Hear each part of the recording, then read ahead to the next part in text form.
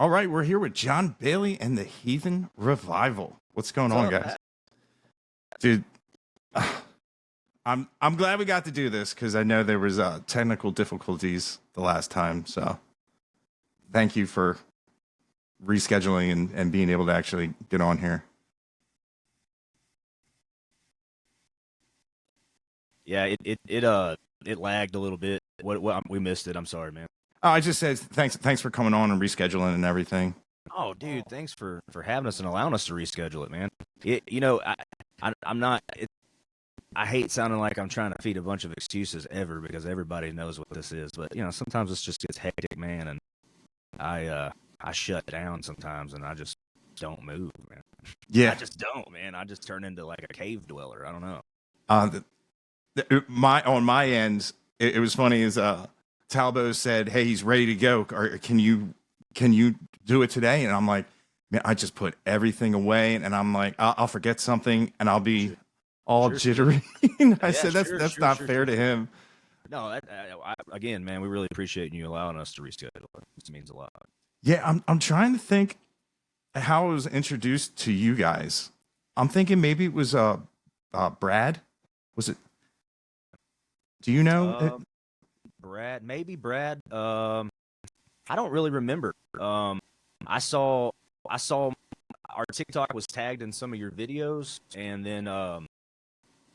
then Steve contacted me about you kind of reviewing one of our songs. I think you reviewed Northwest Arkansas, and I was like, I didn't really think you were gonna do it because I've been watching your channel for a while, man. I love your content, and I didn't think you were really gonna do it, and then it showed up, and my brother, you actually did one for my little brother too. My little brother's Trey Penley. He does the father song. Yeah, Daddy's Son. Yeah, Daddy's. Yeah, dude. Yeah, so that's my little brother. So you did one for him too, and he was like, "Dog, that's a good channel." And I was like, "I know, man." And he was like, "If they said they were gonna do a review of your song, man, they're gonna do it." And sure enough, man. So. Yeah, it's. I still love doing it, and it's crazy how there's still great bands all around that I still have yet to come across, and people need to hear. Just to really, it still bothers me. The airways are just a sea of trash. Well, we're try to remain as professional as possible. We're kind of dealing with some of that right now, man. Just the show that we've got a show coming up that we weren't the Florida Georgia line that they were looking for, I guess. If that makes any sense. And it was already too late once they put that together. And so now we're on contract and stuff. So we're kind of dealing with some of that now, man. There's it's just saturated, man. It's saturated with just cookie cutter. Again, try to remain professional, but just saturated with a lot of cookie cutter music, in my opinion. And that's all we're trying to do. Like we were talking about before we actually started jumping into the podcast here. It's we're just trying to represent Arkansas to the best of our ability. We all grew up on. We're all punk rockers, man. We all grew up on punk rock and heavy metal, and just so happened to grow up in the South, And so we like country too, and that was always kind of my dream growing up. I'm just like jumping in, dude. He hadn't even asked us really many questions yet, and I'm just like fixing to tell him my whole life story. I know. I'm sorry, man. I'm pretty open, but what was your question again? What was the actual question? You were talking about like the cookie cutter. Yeah. It's saturated. The market's so saturated with a lot of cookie cutter songs now, man. And it's almost like they take a formula and they just keep plugging it in over and over and over and over. And you just like, what happened to I don't remember what the exact quote was, but it's like, what happened to the fat guys that sat in the office with a cigar and really didn't know a lot about music, and then like some weird band like Led Zeppelin walks in and they're like, "Yeah, let's try it. Let's try that and see what happens." I feel like now they all think they know exactly what people want to hear, and really people don't know what they want to hear until they hear it. You know what I'm saying? And so it's just bring the fat guys back and smoke cigars, man. That don't know anything. That's what I want to see in the executive offices. Yeah, I just want the dudes that are just like gamblers. You know what I mean? Because that's how you get cool music, man. That's how you get Led Zeppelin. That's how you get cool bands. And so Dude, I'm 100% behind that.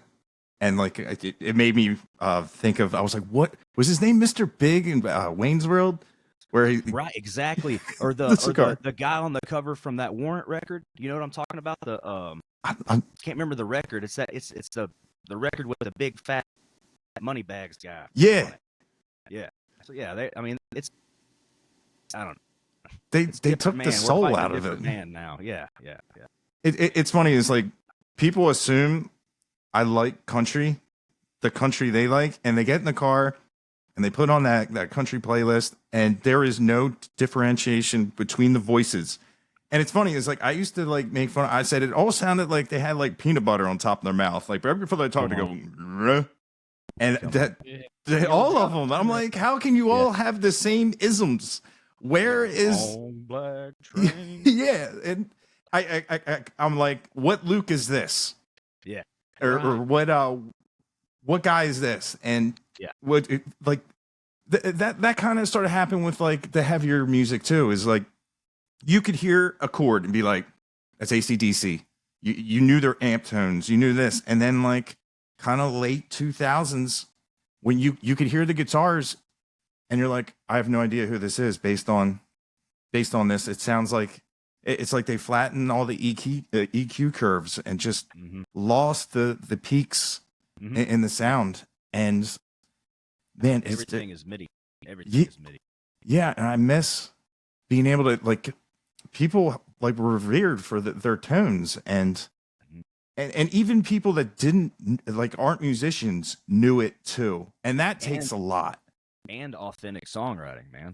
Yeah, for me, that's the true disgrace to. I'm gonna go off, man. That's the true disgrace to what is going on. There's no authentic songwriting anymore, and I know that there's like these kind of think tanks that go on in Nashville and stuff. I've been a part of a few of them. And there's some great music. And again, man, it's not from an artist standpoint. I'm not trashing necessarily the artist because I get the game, man. I know the game. I get it. I get that part of it. But it's just like, I don't know. Like, how do we? I think a lot of it is because of a cultural difference in. I think people started chasing the result instead of chasing the feeling, if that makes sense. So, whereas it used to be, like, people, you were talking about people revering other folks for their tones, whether it be guitar tone, bass tone, how they played the piano, sax tone, all of that stuff. And it was like, I want a piece of that, but I want to sound like me. I want to be influenced by that. And then now they see that that's successful and they want to chase. They like success. They don't necessarily like the art of it. You know what I mean? So it's not coming from inside anymore. It's coming from this yearning to have a result. And so now, instead of trying to develop my own sound, that might be risky, and I don't know if that's going to work, but this works, and I want to sound like that. And now you've got everybody sounding like somebody else, and it can be difficult to wade through all of that. Yeah. And it just seems like for the love of money and for the love of fame, but when you get there and you can be like, now I can be myself, no one wants to hear it. It's a house of cards. Your career is built on lies, and you could not be that person at all. And it's just like you're a figurehead, and I swear sometimes when I see people talk, and I'm like I bet you this guy hates his own music. For sure. Who is it? Like Van Morrison famously hates Brown Eyed Girl. All of his other stuff sounds completely different from that. And he really hates the way that one came out because it was produced like within the label and they wanted it to be this poppy thing. And he was like, this is terrible. Yeah. And that brings in another thing. It's funny. We're going to sound like a bunch of old dudes, but I know, man.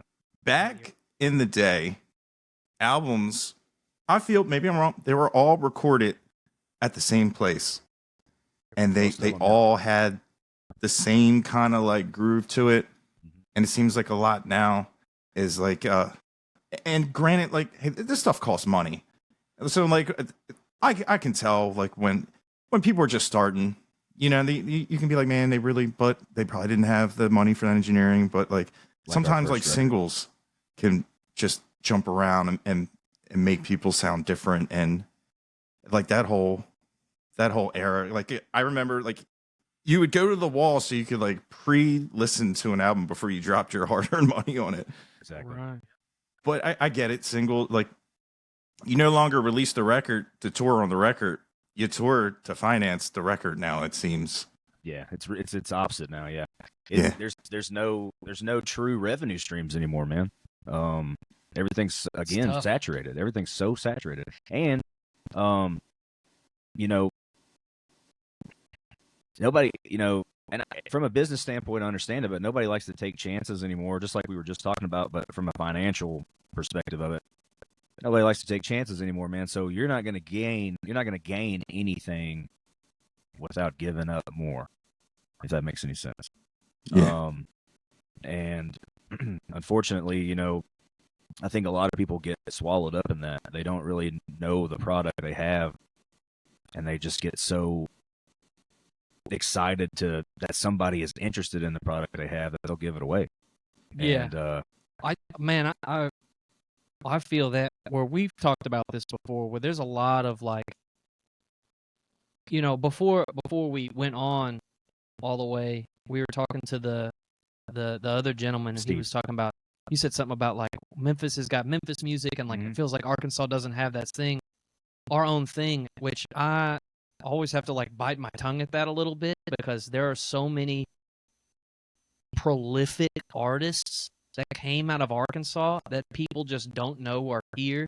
And so I think it would be cool but part of that is because all we've ever heard, like, I didn't start playing music until I was an adult, really, because it wasn't just around. Or if anybody did play music, it was always a pipe dream, right? It was always like a fantasy world. It wasn't a real life thing that could be done unless you moved to Nashville, or unless you moved to Texas, or unless you moved to New York, or unless you moved to Los Angeles.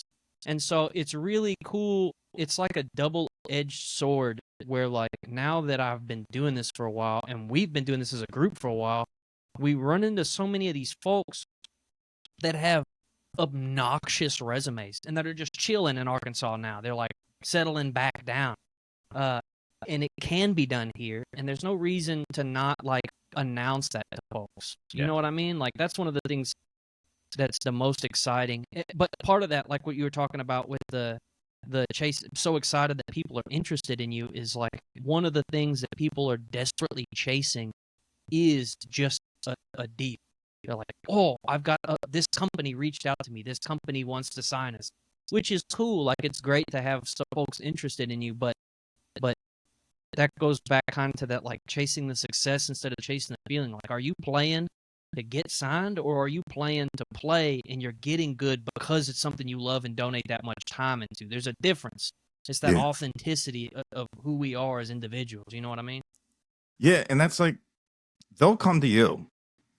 Is yes, what like not a lot of people realize. Like they're like, oh, so have you submitted your music to this, that, and this? And it's like, why would I do that? I'll let them shop me if it comes around.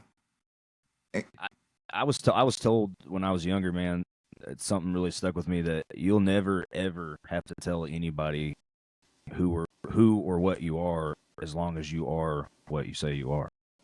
You'll never have to tell anybody, I play music. They'll find out. They'll catch up. You know what I mean? Just keep grinding, keep pushing. You know what I'm saying? But that authenticity, man, it's super important to us as a group, just collectively. But it's also such a thin veil, man. It's this, you don't want to pull back the curtain too much, man. But just like you were saying earlier, man, this is a lot of facade and charade in a lot of this. And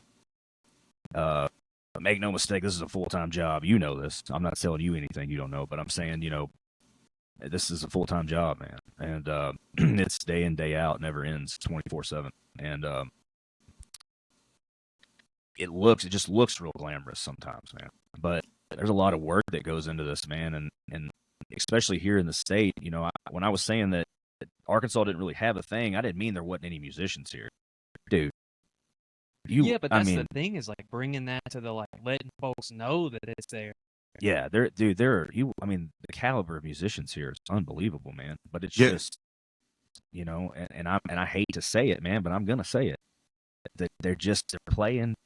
They're kind of hurting all of us because everybody's picking up these $150 3-hour gigs and $200 3-hour gigs, and from a business standpoint, these venues, I don't blame them one bit. I would do, as much as I love music from a business standpoint, I would probably do the same thing. Why wouldn't I get Jimmy, Johnny, and Billy to play for 3 hours if I could pay them all $50 a piece? Why would I hire a $1,200 band or a $1,500 band, or you know what I mean? Why would I do that? And so I don't know what needs to happen. I don't know if it's like a revolution of some sort or what, but that's some of the problem here. It's not a lack of talent, I can tell you that. There's a lot of great music in this state. This shirt I'm wearing right now, this is a punk band from this state, and they're incredible. The Espionage Act. Y'all should all check them out. They're incredible, man. And I don't know. Yeah, it's funny. Is like I know there's a lot of people I've done on the channel that are from Arkansas, and all their names just that I swear after I got COVID, I can't remember names. Yeah, there's a ton of people from here, man. Even in the red dirt scene, there's people that live in Arkansas that people don't even realize, man. Yeah, I think they're from Oklahoma or Texas, but no, they're from Arkansas. But we just don't have that name recognition, man. Yeah. It's funny is like when I first started, man, if I used the red dirt hashtag, and if they weren't red dirt, man, I would get so many messages, and I'm like, listen, the hashtags are just sending the video to the people who are gonna like it. I know they're not red dirt. I know they're not Texas country, but for sure, Texas. Like if I put Nashville country, I'm not going to get the right people for this. And I'm like, man, okay. I stopped arguing with those people or just sending the reasons out. But what's great about and also it's funny. I was watching you guys at you on a podcast, and you were like, man, I hate doing these. And I was like, I get it. Like you were like, I just want to go wild. And I'm like, dude, there's so many more facets, and it's like you said, it's a 24/7 job, and you know what I mean? Yeah, and I mean, honestly, I'm not just trying to blow hot smoke up your rear, but we don't mind doing this one. This is cool, man. And there was another podcast that's actually stationed out of Arkansas called Crashcast. That was a lot of fun that we did too. Yeah, that's what. Yeah, that was a lot of fun, man. That was actually a good podcast, man. Those great guys. But yeah, man, this kind of gets monotonous sometimes, man, because again, it's different talking to somebody like you because I know you understand. I know you know what we're looking at. You know what I mean? It's more of a conversation. It's a conversation. Yeah. And I'm not having to sell myself to you right now, which is awesome. Always. You know what I'm saying? Yeah. I get it. And it's like I try not to get too deep into because there wasn't a lot when I was researching. There wasn't a lot of stuff to go with, and I was like, oh, cool, they're on a podcast, and I like doing the 20-minute just skim because I don't want you have to be like, man, I just said this story, this and that and this, but nah. But it was cool. As soon as I saw you guys talking, I was like, oh, this is gonna go great. Yeah. We just, man, I don't know. I feel like a lot of folks also take themselves way too seriously, man. Yeah, we're chill. This is still fun, man. We're still having a blast, dude. We're still having a blast, dude. We're still little children. I mean, having a blast, man. I love this. I love this. I love my life, man. And that's not to say it's easy most of the time. It's hard, man. I mean, it's hard, but I love this shit, man. I don't know if I'm on here, but I love it's this fine. Stuff. Yeah, I love this stuff, man. This is what I've been dreaming about doing this since I was 14 years old, you know? Yeah. I kind of was saying earlier, I grew up listening to a lot of rock and punk and stuff like that, but also had a country background and stuff. And a band that really kind of set me in motion towards this growing up was a band called Lucero. Okay. And their singer Ben Nichols, he's from Arkansas. He's from Little Rock. And I've probably seen that band 20 times, man. And it just, I never really saw them as a country band though, because I didn't really, this kind of stuff was still really, really, really, really new. And Never really saw them as a country band. Always thought they were a rock band. But then I moved to South Texas. That's my favorite band of all time, by the way. So that kind of set me on this path of like that type of songwriting and I don't know, almost that self-loathing, self-deprecating type of songwriting, I guess. I don't know. But I moved down to South Texas for about 2 years, and I went to a bar in Corpus Christi called Brewster's Ice House, and there was a band in there playing called Mickey and the Motor Cars, and a buddy of mine from down there said, "Man, let's go watch this band. They're pretty good." And I was like, "Okay." And he was like, "It's a country band," and I was like, "Okay, cool," you know. And so we went in there, and not a country band, and I was like, "This is country? You can do this with country music and call this country music?" And he was like, "Yeah, this is Texas country, man." And I was like, "Damn, this is my kind of country, man. This is what I've been looking for my whole life." Because I love, I love the classics, man. I love George Jones, obviously. I love Waylon Jennings. Willie Nelson's one of my heroes, whatever. But I couldn't relate to a lot of that stuff much past just having memories with my old man. You know what I mean? That was my reference to that music. So I couldn't relate to any of that. So I was always felt hungry for something different, something that kind of referenced me a little bit better, represented me a little bit better. And I found, I really found my identity in Texas country and red dirt and alternative country music. You know what I mean? Because it just really opened my eyes up to like a whole different way of life. Like I didn't feel so weird, man. Like I was like, how could I've been wearing slip-on Vans since like 2005 and wearing camo, and I was like, I never really ever fit in anywhere, but I just was me, man. And so I'd search for something like that forever. You know what I mean? With this type of music. So long story short, man, I guess I'm just like a kid in a candy store right now, man. I love this stuff. Like I can't get enough of it. Still to this day. I mean, I've been doing this for a while, and anytime we get the opportunity to open for somebody who I've looked up to, I'm just like, it doesn't matter. I mean, we've opened for Jason Boland 3 times now, and every single time I'm like, are we doing this right now, dog? Are we opening for Jason Boland right now, man? Are we opening for Creed Fisher? Are we opening for Corey Smith? Are we opening for, you know what I'm saying? Like the Steelwoods, dude. Are we opening for the Steelwoods right now, dog? What is going on? Right. Like, is this life? And then shortly after that, usually a struggle some kind of struggle happens, and you get brought back down to reality. But it's just such an up and down thing, man. It's incredible. Yeah. Does anybody else want to talk, man? I feel like I'm jabbering. Great. Justin, you want to talk? Take it, bro. Dude, it's funny. Like when my band, when we were a band and we would get done, we were like weekend warriors, and people would be like, "Hey, what did you do this weekend?" They'd be like, "I cut my grass, I did this," and I'd be like, "They'd be like, what did you do?" I'm like, "Nothing." I played, bars in Maine all the way down. Right. And I had all these crazy stories. Yeah, exactly. Yeah. And I'm like, I didn't do anything. It's funny. Like some people, they don't even know, like I play guitar. That's always my favorite is when somebody will have a guitar and I'll pick it up and they're like, what just happened? I'm like, well, if it was up to me, I would make a mobile stage and just go through life just playing guitar on it because there's no better feeling than being up on a stage just playing music. Awesome. And are y'all staying pretty active, your band? No. No. Everybody, my one buddy who was like really taking it serious, he wrote a song. He I don't know why.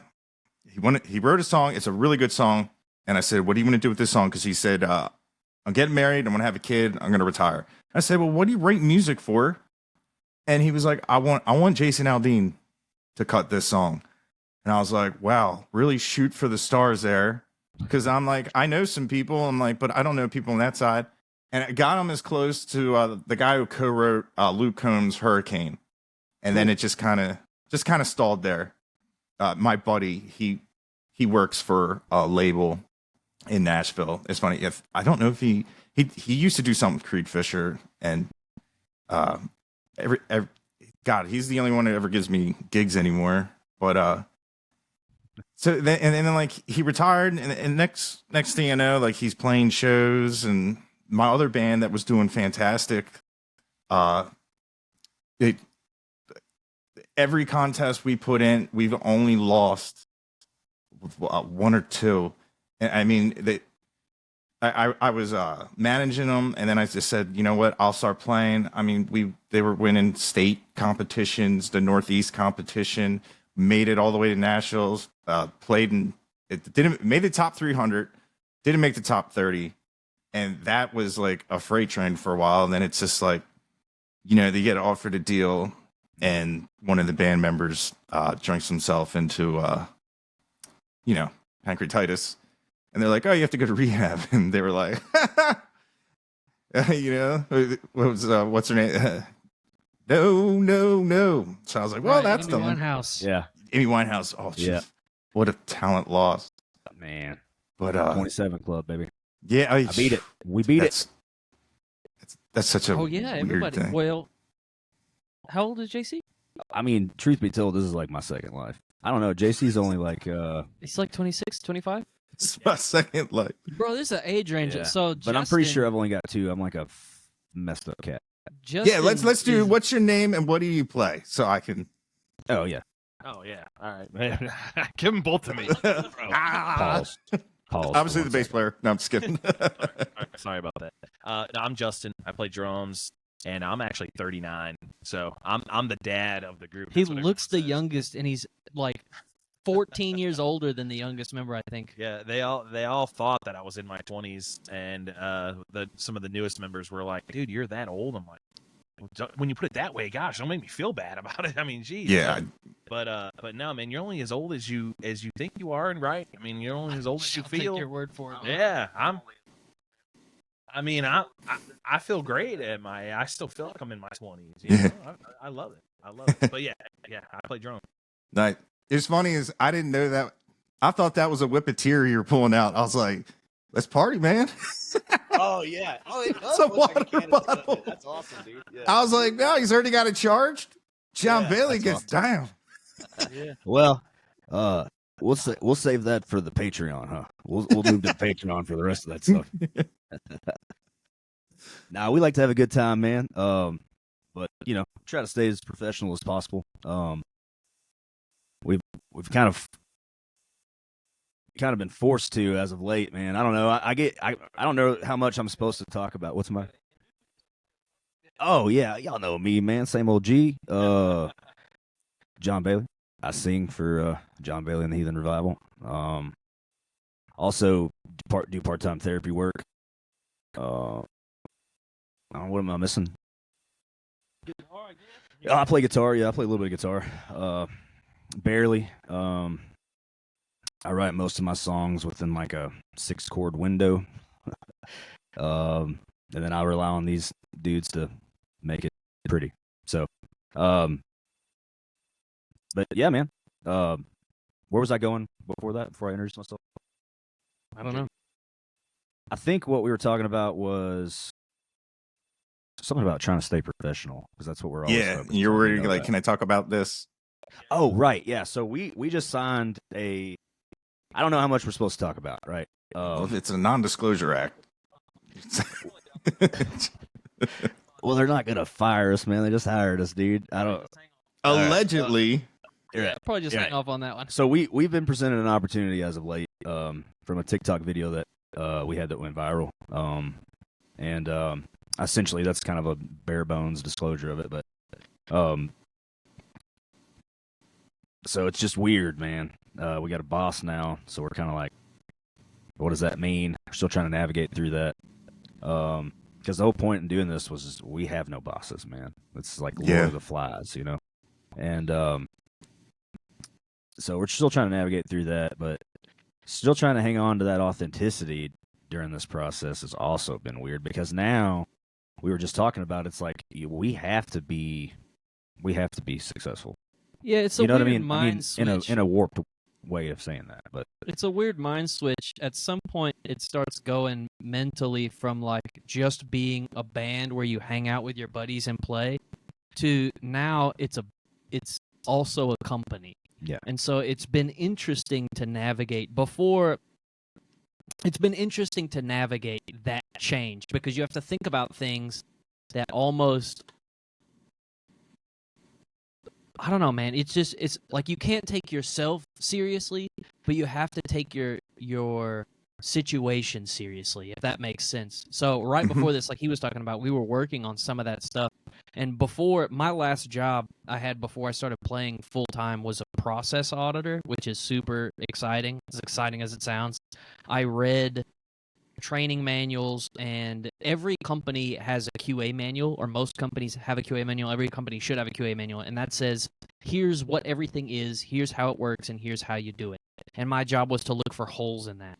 So now, as we're navigating this transition period from a hobby, bro, from a hobby It's to all making a sense now, dude. yeah, from a hobby to a profession, it's been interesting to take those mindsets and apply them to this. So like even things as simple as like booking a gig, like if you're going to bring in outside help for that, then they need to know, like you should have all of your details hammered out. You should have, you know what I mean? So sitting down through all of that has been interesting because it's still the same group of folks and we're still doing all the goofy stuff that we do at rehearsals, but then at some point we it's like a thing switches and we sit down and start talking like we're in suits. You know what I mean?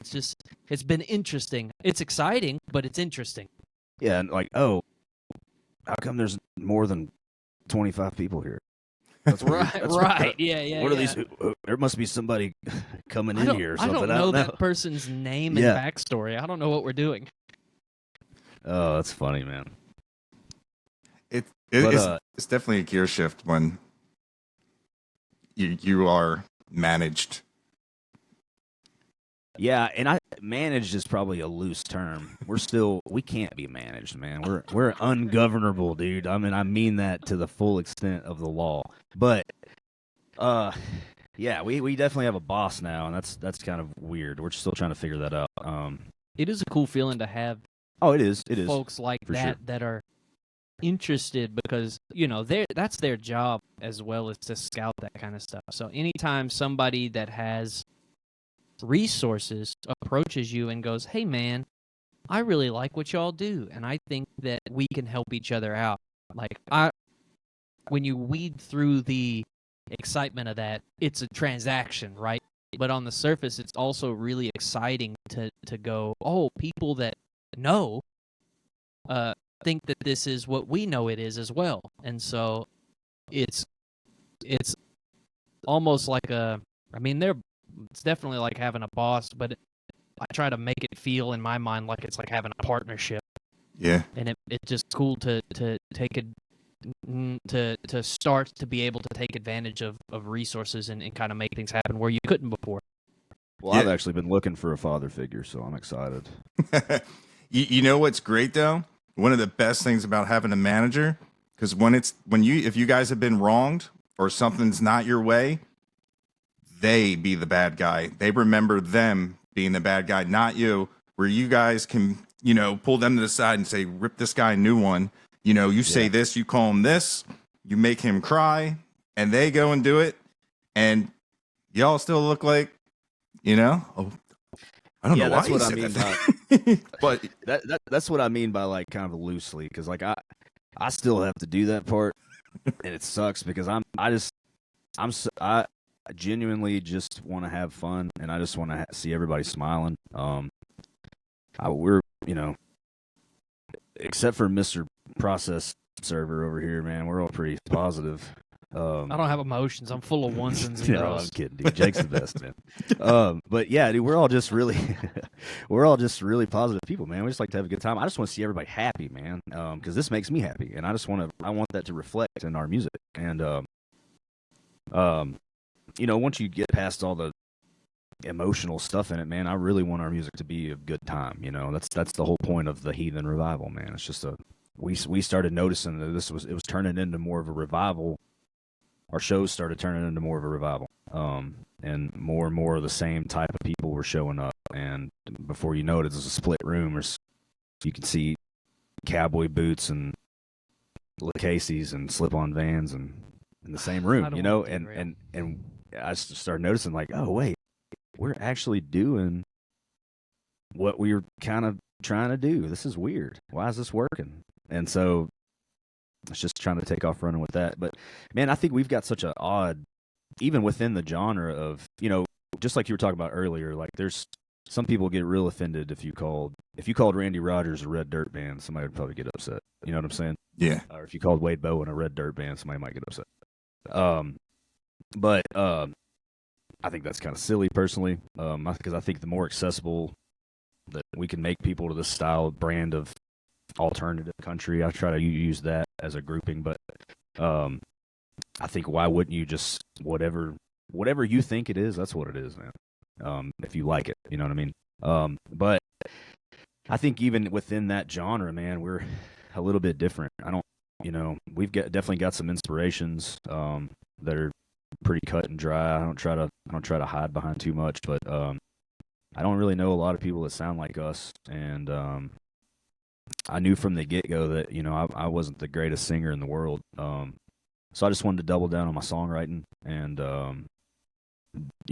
really double down on the musicians that I'd selected to kind of follow me into this. And if I have to, if I do say so myself, I knocked it out of the park, dude. I mean, I really did. I couldn't have picked a better group, man. Yeah.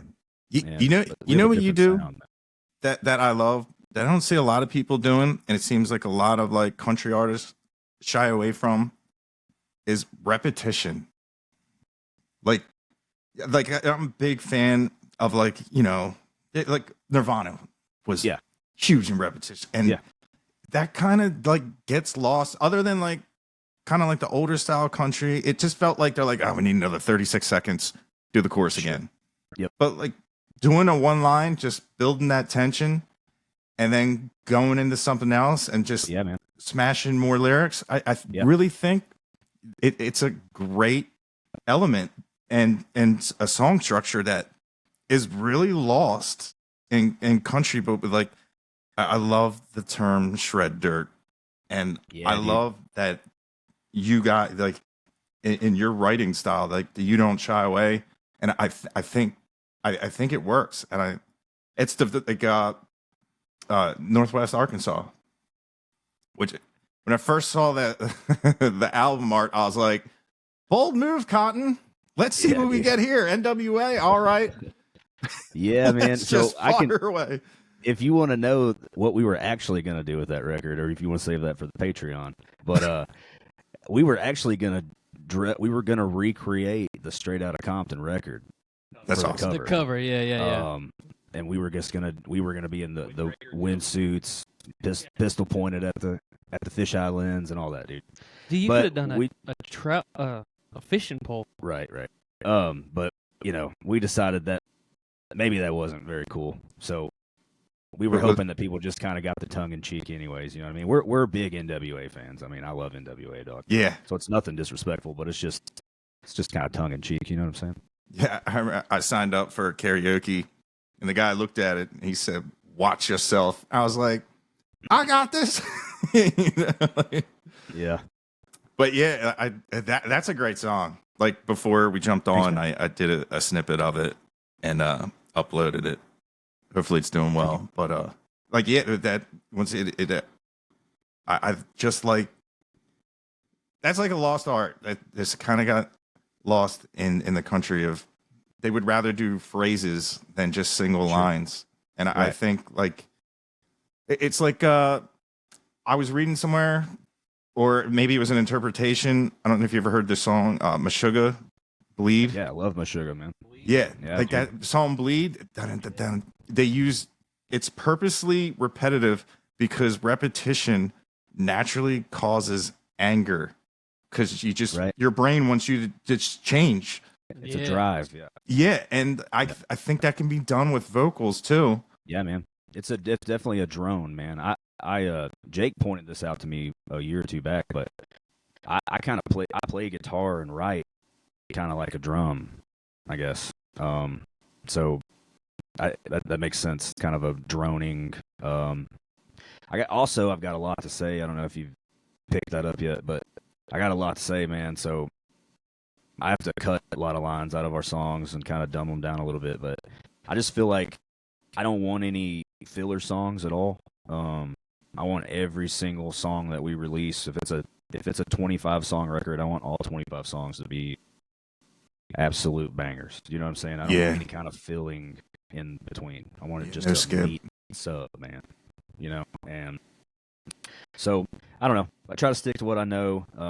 This new stuff that we're about to put out, you know, you're talking about repetition, but this is a lot different than the previous stuff we put out. So we're going to get away from that from a little bit, but from a more clean, professional standpoint, I would say. Not necessarily away from the music style, because it's still heavily influenced by 90s grunge. It's still heavily influenced by super songwriters, Townes Van Zandt, Willie Nelson, Blaze Foley, you know, stuff like that, man. Those are my heroes, man. Ben Nichols from Lucero, those are my heroes. And still heavily influenced by, it's just songwriting with some really shreddy guitars, man. It's like if Nirvana had a baby with Willie Nelson. That's what we tell people. I like that. Yeah. It's like Willie's coming up here, but I heard he wasn't doing so well. I don't know if he is. Yeah, man, he's in bad shape from what I was reading. Yeah, he's what, 91 now? Right. I think Lucas has taken over a lot of his slots. Yeah, I very cool. But I've heard like one of Lucas's songs, and I had to make a choice to see him. Or I can't remember who else, but yeah, I went with the other guy. But it's cool to see. Like, had people had said like I knew going in he was Willie Nelson's son, but I never would have guessed. Yeah, I mean, dude, they sound to me, and maybe it's just my amateur ears or something, but they sound really identical to me, man. They just, I don't think anybody could cover Willie better than him. I mean, just obviously he's his son, but man, that voice is just perfect. Yeah, it's funny. I was it turns out like I had heard like On the Road Again. I never knew that was Willie Nelson. Yeah. And just recently I redid the Poncho and Lefty. Cool, man. I got all the voices wrong the first time because I really thought, and I just remember the comments, or like when the Highwayman, I knew Johnny Cash, but I couldn't tell the difference between Waylon Jennings because I never really heard his voice before, and Johnny Cash, because I was like, whoa, this guy's great too. And I'm like, it's this, but Chris Christopherson, no idea who he was. I didn't know the name, and like Willie Nelson, I was like, I never heard any of his music, and it was crazy because like my mom had told me, she was like, yeah, you would never believe this, but your grandfather listened to Willie Nelson, and I was like, really? That's crazy. I was like, I did not know that about him, so it was interesting because I get it to listen to something that possibly he listened to because he's been gone for a while, and I just remember being excited doing it. And my God, that was like around the time, like whenever I would do like an older song, I was like, all the comments, and like, I'm like, I get it. Like if the comments were in Chinese, they wouldn't bother me.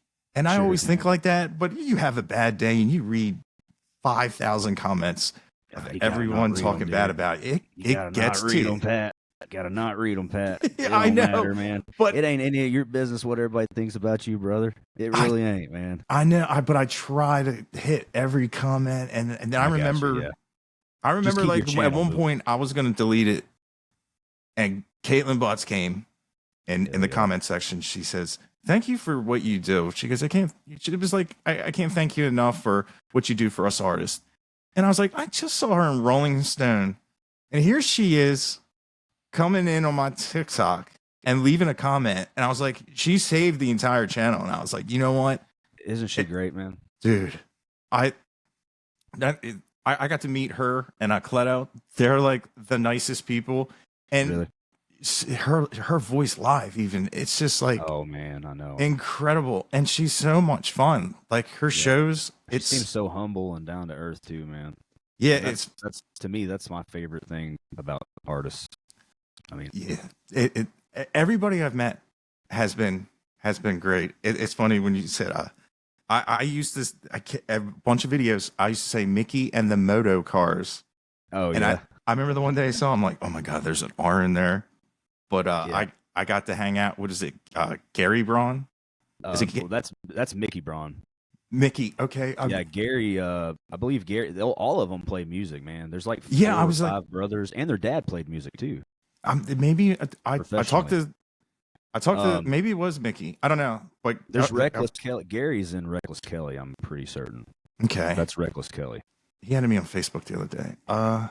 So Yeah. that's, but I definitely Pablo. Yeah. That dude was so much fun to hang out with. I didn't get to see them play, but man, because I went to Mile Zero by myself. I didn't know anybody. It was crazy because like you walk in the tent. Thank God Drew Herrickle was there.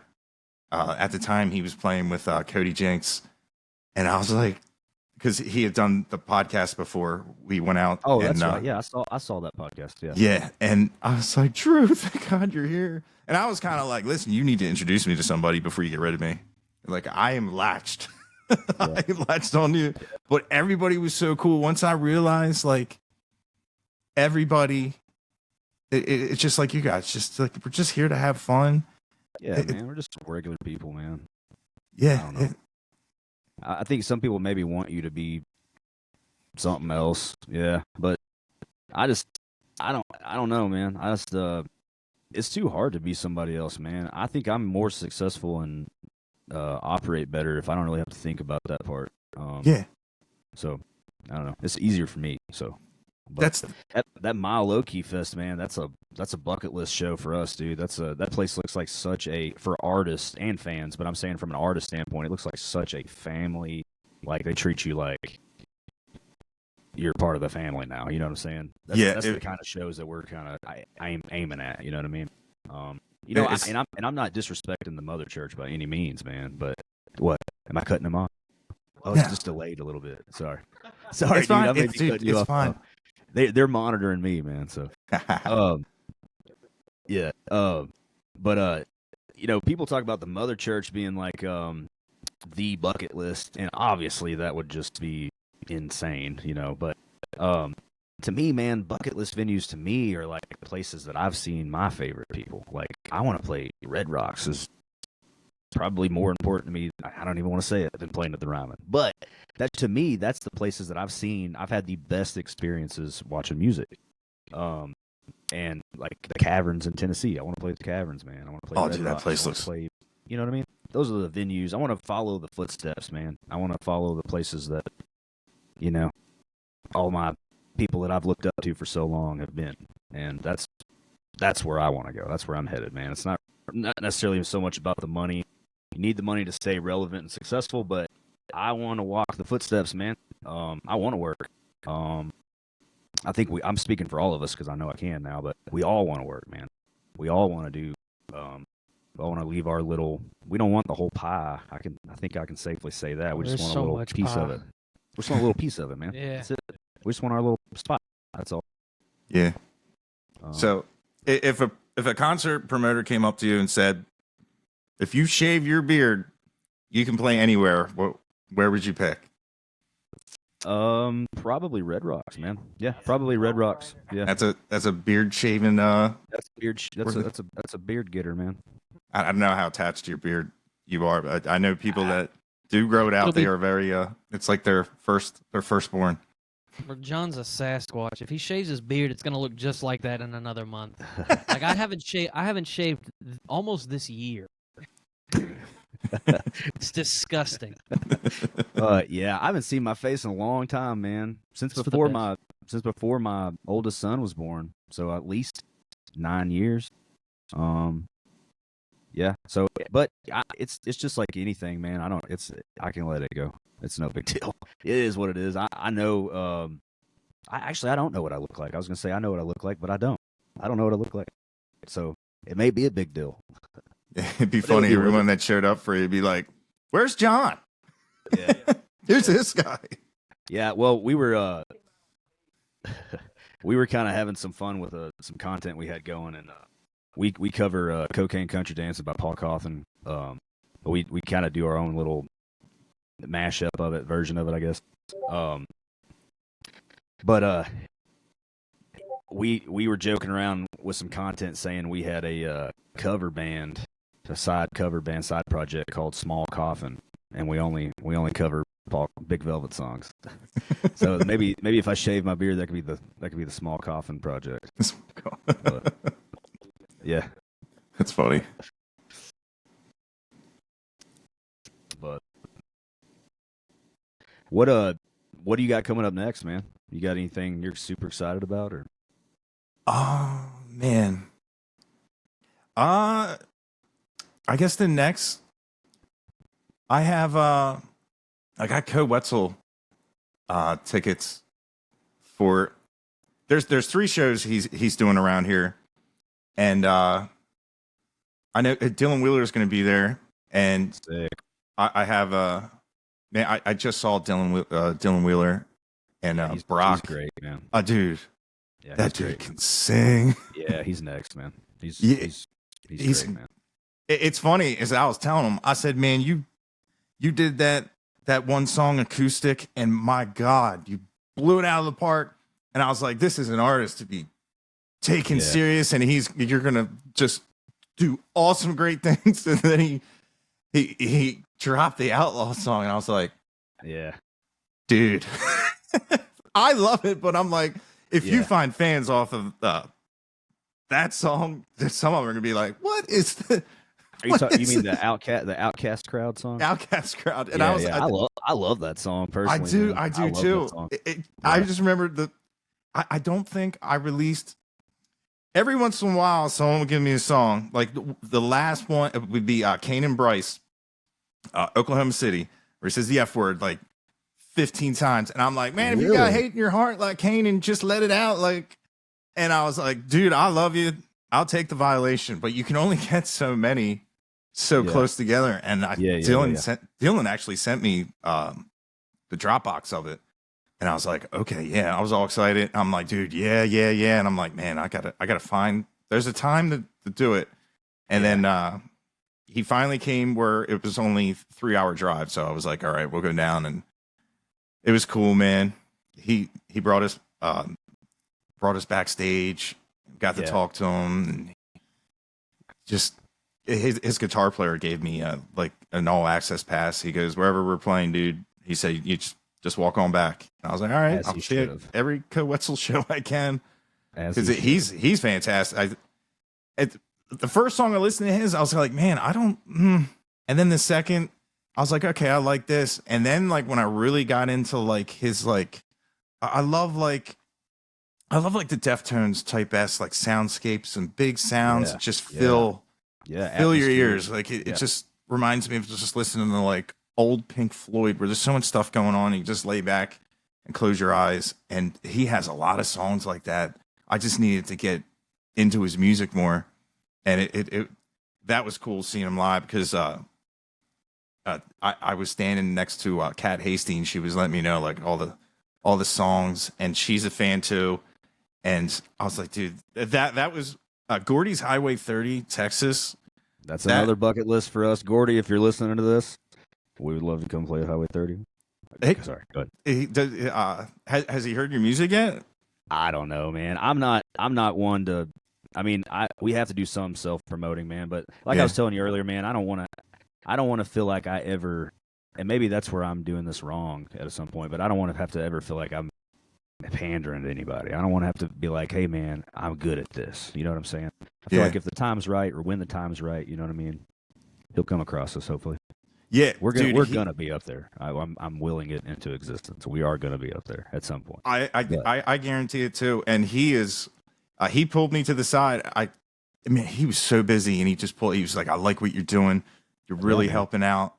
I hate like little guys. He's like, you're really helping the independent thing, and I really love it. He's like, and I would love to collab with you, because I messed up the first day. He was pointing and goes, I know you. And I was like, man, I wonder who he's talking to. And he's like, no, I know you. Come up here. And I was like, and then the second day he was like, Yeah. get over here. And he brought me over, and he said, you can go anywhere you want with these. And I was like, all Yeah, right. Pat, And you have no idea, man, how relevant you actually are, do you? I mean, I'm starting to grasp that. You don't really have a clue how relevant you are, and which No. is very cool, man. Very, very cool. It's funny is I was talking to somebody, and he was like, he asked me, he was like, well, what's it like to be like famous? And I'm like, I'm not famous. He goes, man, you must get recognized all the time. I said, dude, I live in Delaware. I can't say it breaks my heart that when I tell people about the genre, like friends, and they're like, well, man, that's pretty good.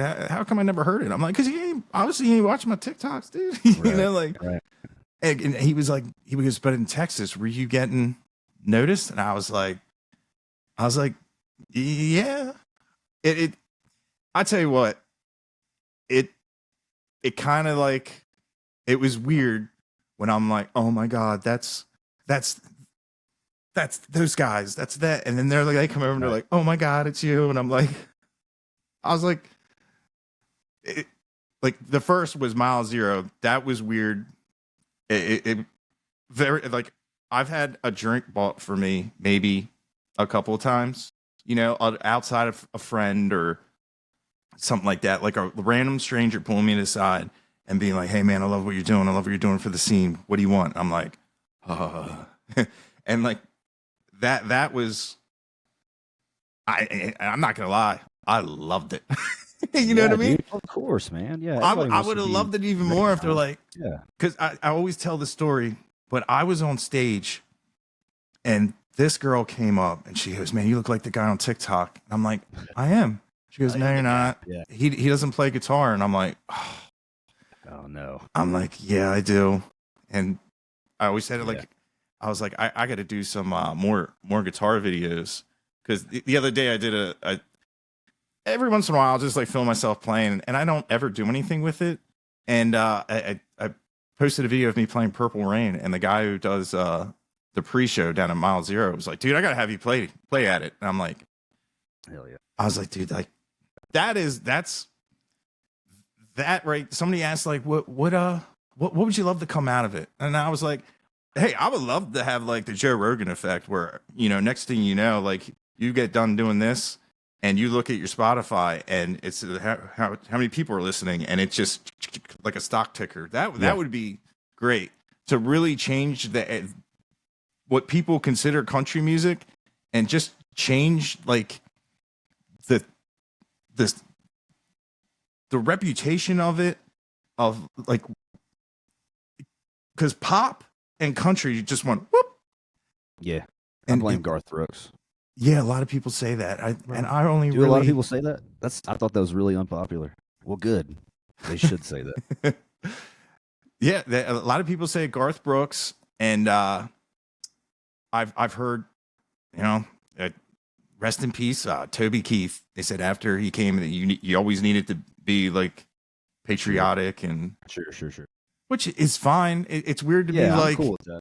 yeah, it's July 3rd. I'm Sure, not, man. you know what I mean? But Yeah. I mean, yeah, but I'm saying I'm cool with that on January 1st, man. I'm just saying, like, I don't have it's just it feels like pandering. A lot of those poppy country, bro country, whatever you want to call it, songs, they feel like pandering, man. That's not the Southern experience that I had growing up, man. I didn't have a solo cup tailgate. You know what I'm saying? I didn't really have that experience, man. I grew up in a little town, and we had some real life struggles in that little town, and addiction completely ate my town alive at one point. And so I didn't really have that experience, man. So that's why I never could relate to any of that stuff. You know, I liked a little bit more real, raw side of stuff. Until I got introduced into red dirt, Texas country, whatever, I never really found that. But it's a great community, man. yeah, it really is, and that's why I love doing it. It's when people sometimes like they'll either go in my DMs or they'll leave a comment and they'll just say, thank you. You've changed the landscape of my playlist and my music. I've gotten so many new bands, and I love when they tell me they're like, because of you, I know who Shane Smith and the Saints is, and I am going to every show I possibly can. Dude. And because like bands like that, that is a life-changing experience. When it blew my mind when they got on stage, and I said, "Where's the rest of the band?" I was like, "Did they Right. downsize for a tour?" Right. And the amount of music and sounds, it blew me away. And I did Crazy, man. I did like the unwritten like guitarist code. I leaned over the balcony and took a snapshot of Sunshine's pedal board. Oh man, I was like, I gotta know. It turns out like I went over to him and he was like, "Hey man, what's up? And I said, "I gotta ask, what's on your pedal board?" Dude, he built me a Sweetwater like cart. He's like, "Man, here's this, that, so and this, nice and of him, this." And I was like, "Man, like." And you don't find that. I mean, I'm not saying you don't, but typically you will not find that in Nashville. You won't. And that's not me It's a rat race. turding on the city. It's just like it is a rat race, dog. It's like cutthroat, man. And I don't know. Why would you? It's just like Childers said, man. Why would you move to the biggest city in the world to write country music? One of the fastest growing cities in the world to write country music. What is up with that? I don't know. Yeah, like when people say stuff like that, and then because I've experienced it too, and it's cool that it'd be nice to have a bigger movement. Yeah, for sure. I think it's coming, man. I really do think that it's moving that direction, man. People are really seeking out something different lately. And not even just with our music, man. I watch everybody's stuff, man, because I'm obsessed with this stuff, man. I'm obsessed with this community. I'm obsessed with the culture, with the art of it, with all of it, man. I think it's really moving that direction, man. I really think people are starting to wake up to something different, and they're ready for something different, man. Yeah, I think in the next 5 years or so, man, I think you're really going to see some, Co-Wetzel's already going kind of mainstream, and I genuinely don't have a problem with that. Like, I know a lot of people like to automatically start hating on somebody that they've loved for 10 years because they get successful. They can succeed at what they've been trying to do. I don't understand that, but I'm happy for him, and I hope that he does way more than he's even doing right now. But I don't know. I feel like you're going to see more and more of this stuff become mainstream, And it's also like a snake eating its tail, dude. Like, I don't know if you've noticed, but like saying you're an outlaw country to me is no different than being a part of the pop country thing that's going on, because it's just so redundant, man. Like, don't call yourself an outlaw. Just I think do you're what right, dude. I think people are seeking authenticity. Yes. That's the big thing. Yes. It doesn't matter what the genre is. It doesn't matter the location of the group. No. It doesn't matter any of that stuff. But people can tell, even if they're not like sitting and trying to dissect lyrics or anything like that. Like, if something resonates when you believe or lived what it is you're talking about and writing. And I think that's what's super cool. It's also interesting, like, this is like country versus metal, right? And he was talking about, we all grew up metalheads. Like, that was it. I didn't start really listening to country until I started playing country, and I had to listen to a bunch of, as a little kid, I listened to like Garth Brooks and the Highwaymen and stuff like that. But then growing up, it wasn't part of my listening. And so then to get back into it, and now it's cool with like the shred dirt stuff, that country fans and metal fans are both so viciously loyal to their genre, you know what I mean? Which is part of where I think a lot of like the subgenre stuff comes from, because they're so loyal to the sound that they enjoy. But that's cool. But I remember we played a show at the Rev Room, and I don't remember if we were opening or if that was actually one of our shows. But we have a song called Runaway that is something that hasn't been out yet or anything like that. It's something we're still, in the process of trying to cut all of that stuff. Like you were talking about, it costs money. So it's a time-consuming process as well for us. But there's a bit at the end where the real difference between the stuff that's coming out and the stuff that's already come out is that the sound is evolving into the group. You know what I mean? And so now that John has put together this like hodgepodge of heathens that we all listen to the same stuff and like the same stuff that's starting to leak into the sound. But we were playing this gig, and at the end of Runaway, there's a big, like, John sings this huge note, and I'll scream like alongside of it.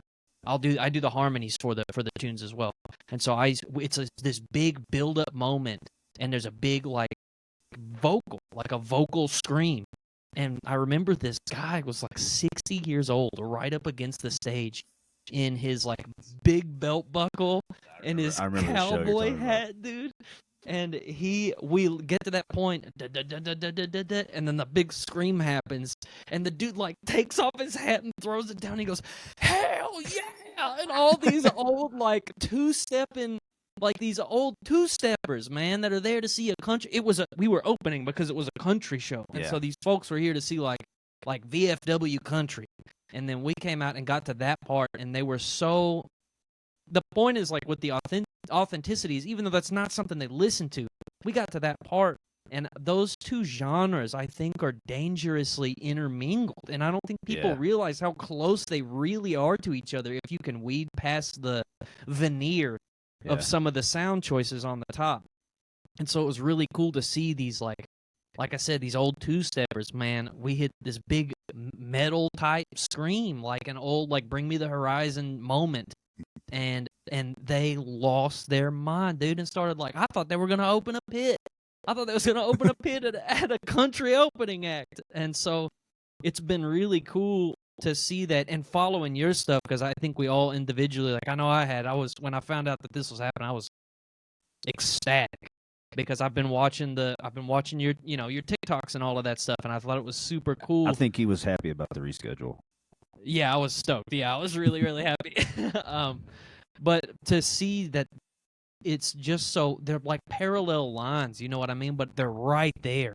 They're right there together. It's almost like a helix, if that makes sense, where they can like tangle up with each other.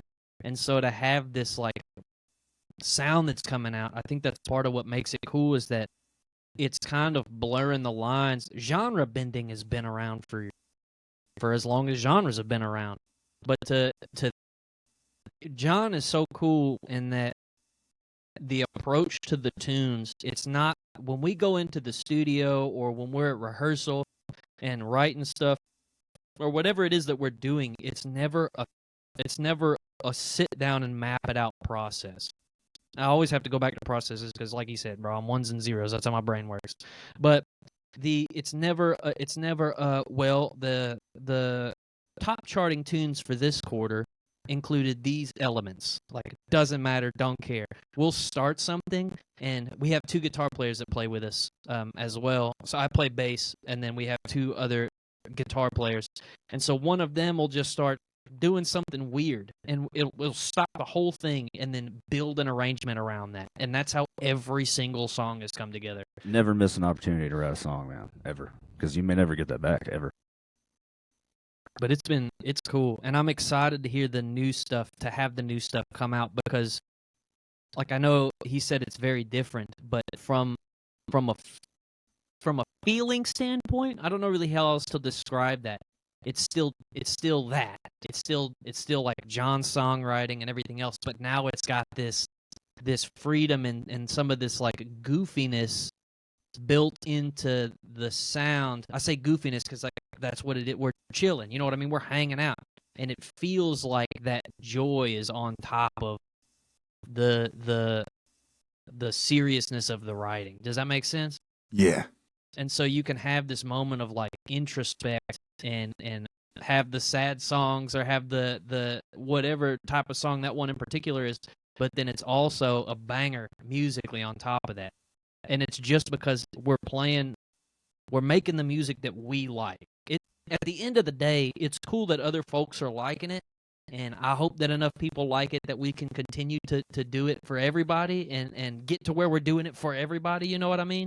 But that chasing success versus like that authenticity thing is just because we're so fortunate to be able to have the chemistry amongst each other that we can sit down and just make the stuff that we like.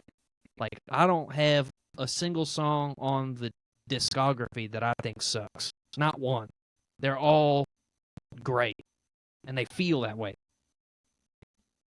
Yeah. So, and that's cool because the human element isn't. You can tell. Yeah. That somebody's really into playing their own music, and yeah, it's hard to explain. Oh, You just got to be there. It really is hard to explain. yeah. All of this is hard to explain, man. Why Yeah. we keep doing this? You've got to be a crazy person to do this, man. You've got to be a crazy person. I don't know. And you gotta like value meal everything. Yeah, man.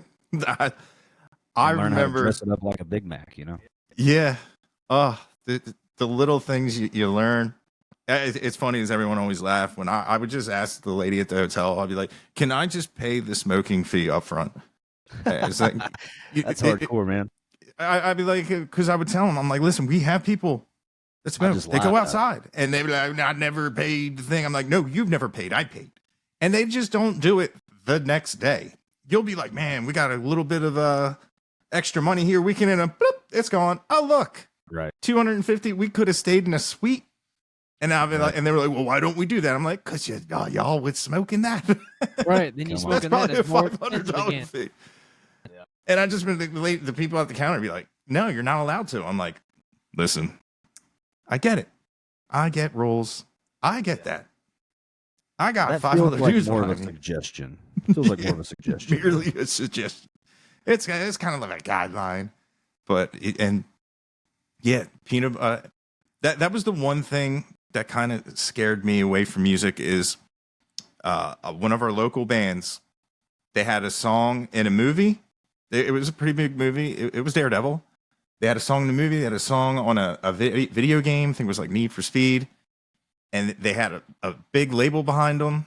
And I remember after their show, they were begging for change so they could eat, so they could get a couple loaves of bread and peanut butter. And I'm like, and that's when I was learning, they're like, just because you get a record deal, he's like, that's not your money. You have to pay it doesn't back. mean anything, man. Yeah. It's That a doesn't it's a mean loan. anything. It's a glorified loan. Yeah, a loan that they take everything until you pay it back. Then you're like, oh, I get to make all that money. And they're like, no, well, you get 50 if it's a 50-50 if you're lucky, or the 80-20.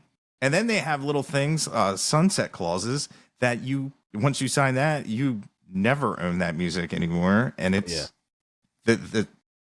it's like I'm trying to think of the Hunter S. Thompson quote about the music industry, because there's some sharks and thieves, and it's that side. Yeah. It's a very ugly side of an industry and of an experience that's wonderful. That's needed. I really believe like arts are needed. Yes. We are social animals and beings, and music ties us together. And I remember my buddy was their manager. I remember walking in the Banana Republic. It was so hot out, and this dude, he was stacking pants, and his back was towards me, and he had a turtleneck on. I'm like, what is this guy? I gotta go. What is going on here? He's got to be dying sweating. And he turned around. I'm like, Dusty. And I'm like, what are you doing? The band just had a European tour. And he's like, nah, band broke up, dude. I was like, what? No. And it's like, now you're stuck doing this? And he was like, it's music, man. And that had me scared, because I recently had a chance. They were like, hey, he liked you. Do you want to join the band? And he's like, it's a full-time thing. He's like, we're going all over the world, and big things are going to happen. It's going to pay off. And I was like, because I've been to the hospital a couple times without insurance, and I could be driving Lambos and Ferraris with the amount of money, and it's just the headache of that. And I'm like, man, I'm going to do this, and my appendix is going to burst. Something's going to happen, and I'm going to roll an ankle on stage. And it's like, then how many GoFundMe's can I have before it's like, you should have stayed your job with benefits. But it's terrifying, man. It is. If you're not scared, then you're dumb. And that's actually probably a better thing, honestly, if you are dumb. Ignorance True. is bliss sometimes, you know what I mean? But man, if you're not terrified, then you're not gambling right. Because this is a gamble. It will never not be a gamble. But you just got to build up a good enough product that hopefully the gamble's worth it. Hopefully you invest in yourself enough that you don't have to invest in yourself anymore. Everybody else will invest in you, you know? Yeah. But they want to see a working business, man. They want to see something that's already working. It's not, you know, I think a lot of people are under the guise that a record label is going to come in and save your project and give you all the things that you've ever wanted. But man, that's 90% of the time that's not going to happen. It's still up to you and you only, man. They're going to give you a little bit of help and get you in some situations that might take you, that you could get yourself in, but it might take you a little longer, you know? But you're still going to have to pull 90% of the workload, man. You're still going to have to figure out your own shows. They're not going to do that for you. You're still going to figure out your own merchandise, figure out your own songs, studios. They're not going to do that, man. They want to see something that's already working that just needs a little bit of help. They want to provide some capital and distribute a great product. Right. But the product still comes from you. Right. It's your product. And the only secret, man, I think to this point is just like, there are no secrets except for just don't stop. Like, that's the only secret, man. Don't quit. Because I think that's what gets a lot of people is like, before they even make it over that one little, a lot of people stay split, man. A lot of people keep one foot out of the door and one foot in the door. And what happens is you wind up messing both things up. You can't half-ass this, man. You got to commit. And if you really commit and do it right, don't stop. It's gonna show. It's gonna present itself, man. And I think most people don't even get to that point, man. They give up before the work actually begins, if that makes any sense. But, Yeah. And a lot of it is mindset. yeah. If you can get some like-minded guys, like sometimes I felt like I was like a circus ringmaster. I would see you have to see you have to be a hustler. You have to see money at every angle, especially when you're on tours. Like I remember just watching the drummer chuck a cymbal because it had a chip in the trash. I'm like, what are you doing? Pull that out. Everybody sign it. Go to the dollar store, get some raffle tickets, get a bucket, 10 for the length of your arm. That cymbal is going to be $300 to $400. Yep. And anytime I saw anybody famous, I always had a $90 Epiphone E100 or whatever it is. And I'd just be like, listen, can you sign this? You know, and they sign it. And I just remember my one buddy was like, he goes by our merch booth. He goes, "Are you just selling that guitar I just signed?" I'm like, yeah. Hey, how else am I going to get home? He gets it. Yeah. Oh, they get it. Yeah. That was the one thing my one buddy loved. He was like, they would always be like, that's the one thing we love about Patrick is, he's selling my name, but hey, like you got to make that money on the road, and you got to respect it. Got to respect it. Yeah, I'm like drum heads. The drums, there's a lot of throwaway parts to the drums that can be signed and can be raffled. So like they don't have to, somebody doesn't have to come up and be like $30 for a shirt. You know, here there's just people like the lottery. People like that sin, that gamble. Like gamble, man. Yeah. Yeah. And you get a pretty female to walk around, even if they don't want it.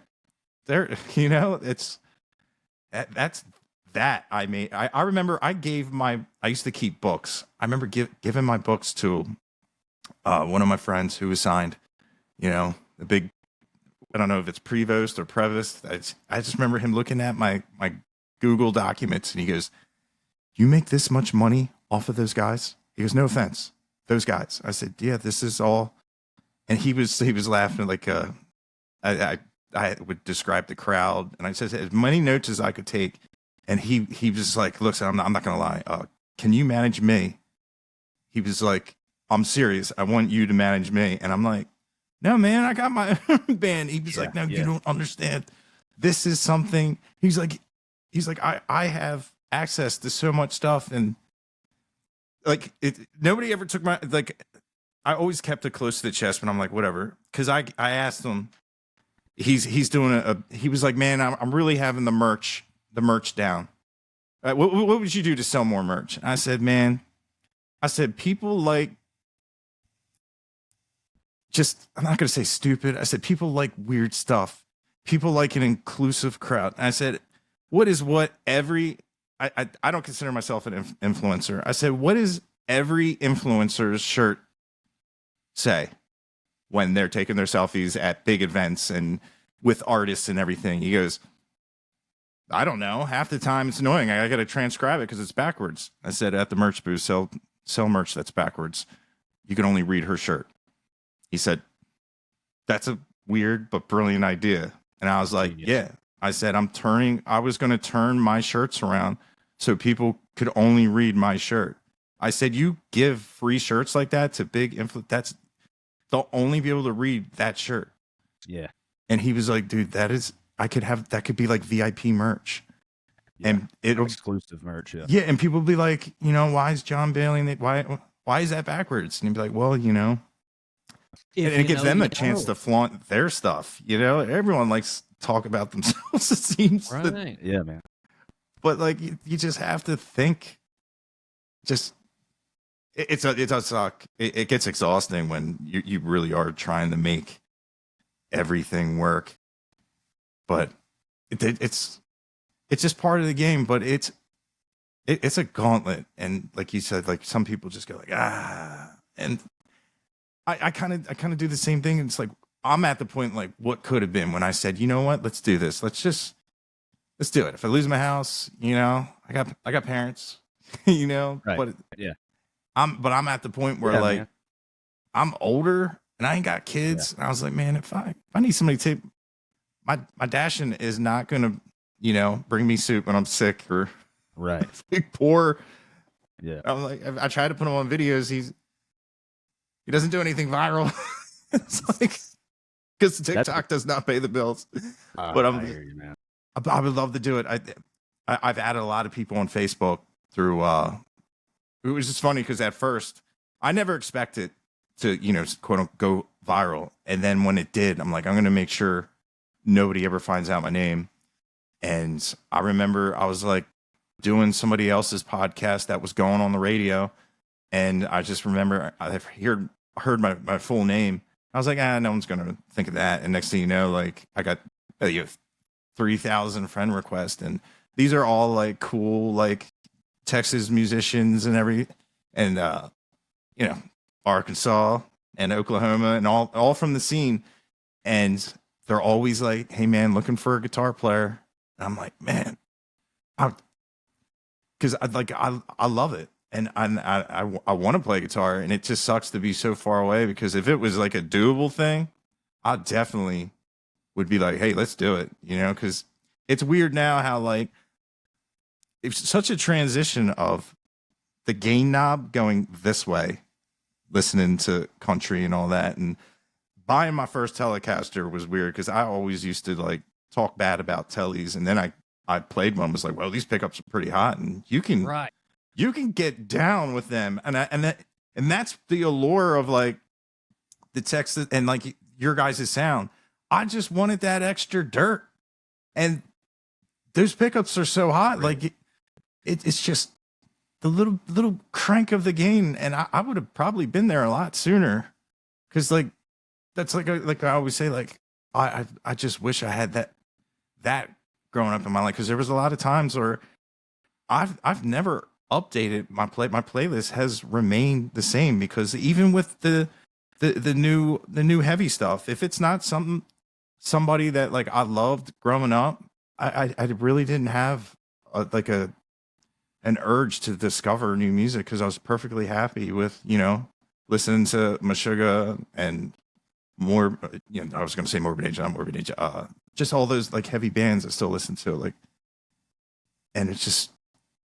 I just remember hearing like first Red Dirt. I'm like, dude, I remember just being like, this is experimental. This stuff's heavy.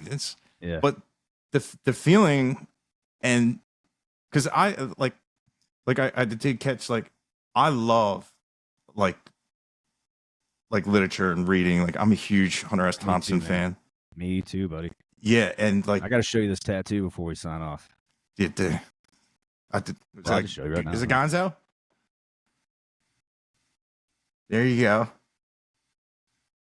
dude. It's Lizard man. yeah, It's like a Fear and Loathing lizard yeah. or something. It's funny is I have the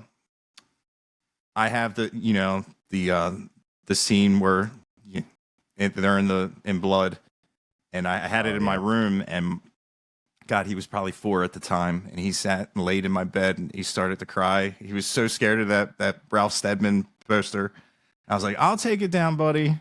But yeah, like the wave speech, and that whole book, Fear and Loathing, it's beautiful, and it's punk rock. Yes. And I love it blurs the line between was he really like that or not. But then you hear like stories with Johnny Depp. He's like, oh yeah, the first time I met him, I saw all these sparks, and here he had a cattle prod. And, Yeah. you know, you read the stories. He had bags of lye. He was throwing like he was getting lime. Shootouts with his neighbors and Yeah, stuff. like one of the late night shows. He's like, Yeah. oh, son of a bitch. Is he shooting at us? Yeah.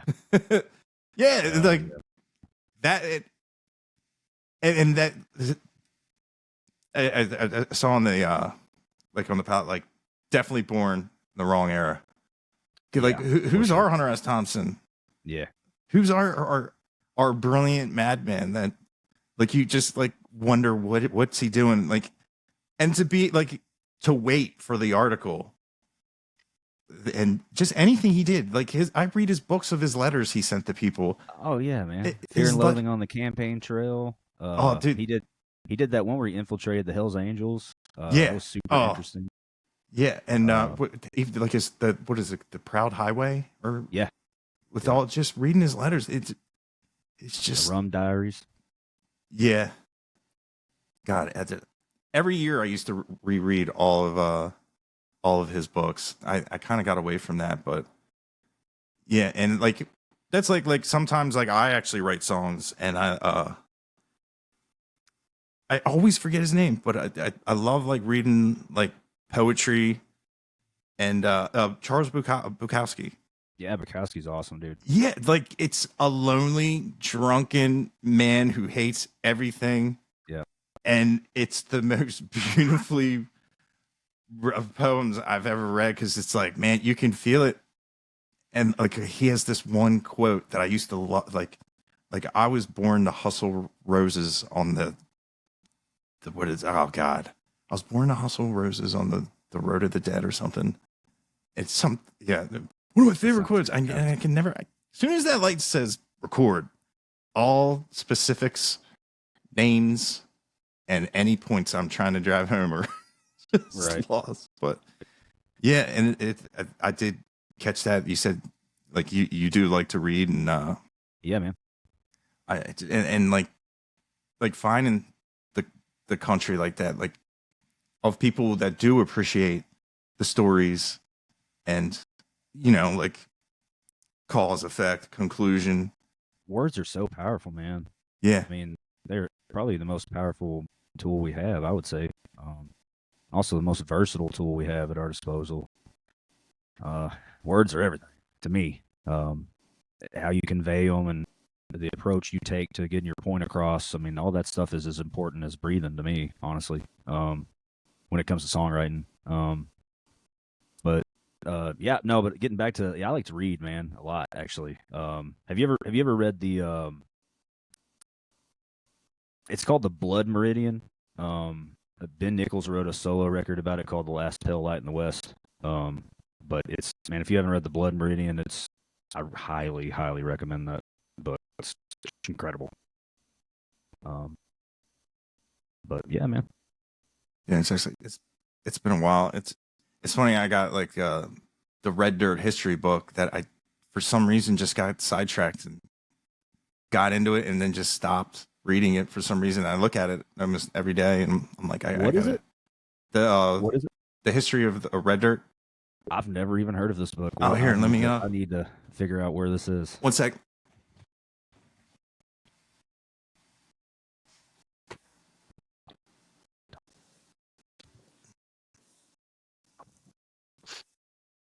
Yeah, it's Red Dirt, born in Oklahoma, raised in Texas, at home anywhere by Josh Crutchmer.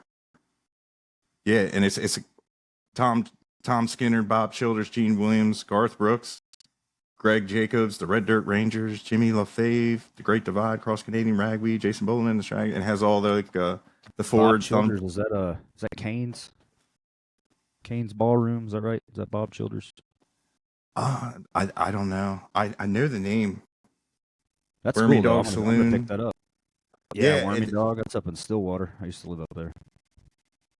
Yeah, I'm pretty sure BJ does the forward or preface, the introduction. BJ Barnum? Yeah. Love that dude, man. I was going to say, I love that dude. Mine, man. He's an incredible songwriter, man. Yeah, it's that was my first Red Dirt experience. And American Aquarium was your first experience? Yeah, in a basement in Philly. God, man.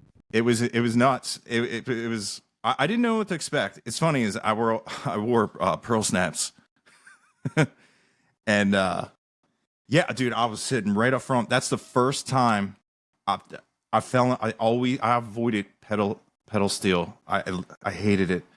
I just could not get into it. But in the American Aquarium, their pedal steel player is just. I was like, that's how you play that. It was. Neil? Or I don't remember who it is. Is it Neil?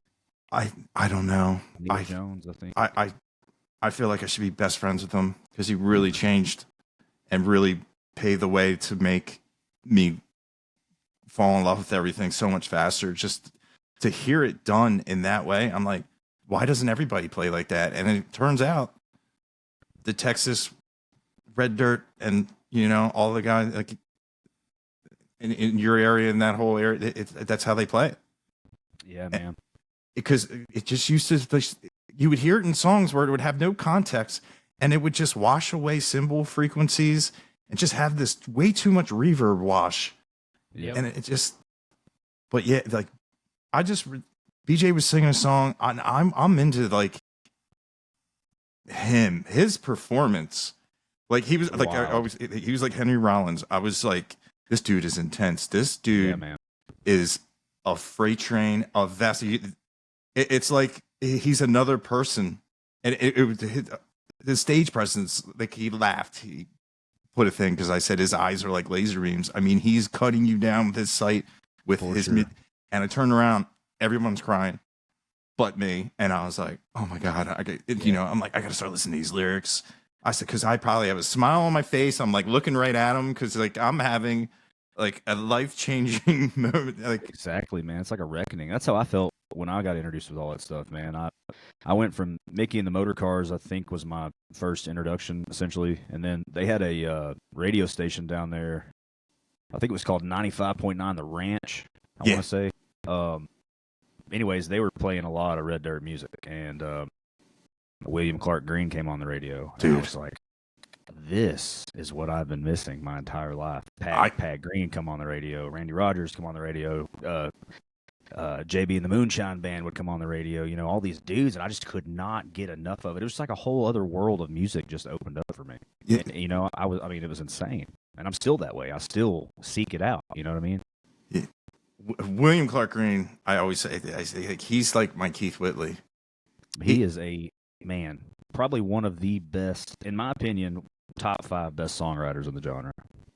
Dude, and the delivery, I always say, like, I feel like whatever room he walks in, whatever songwrite, he's the smartest guy in the room. 100%.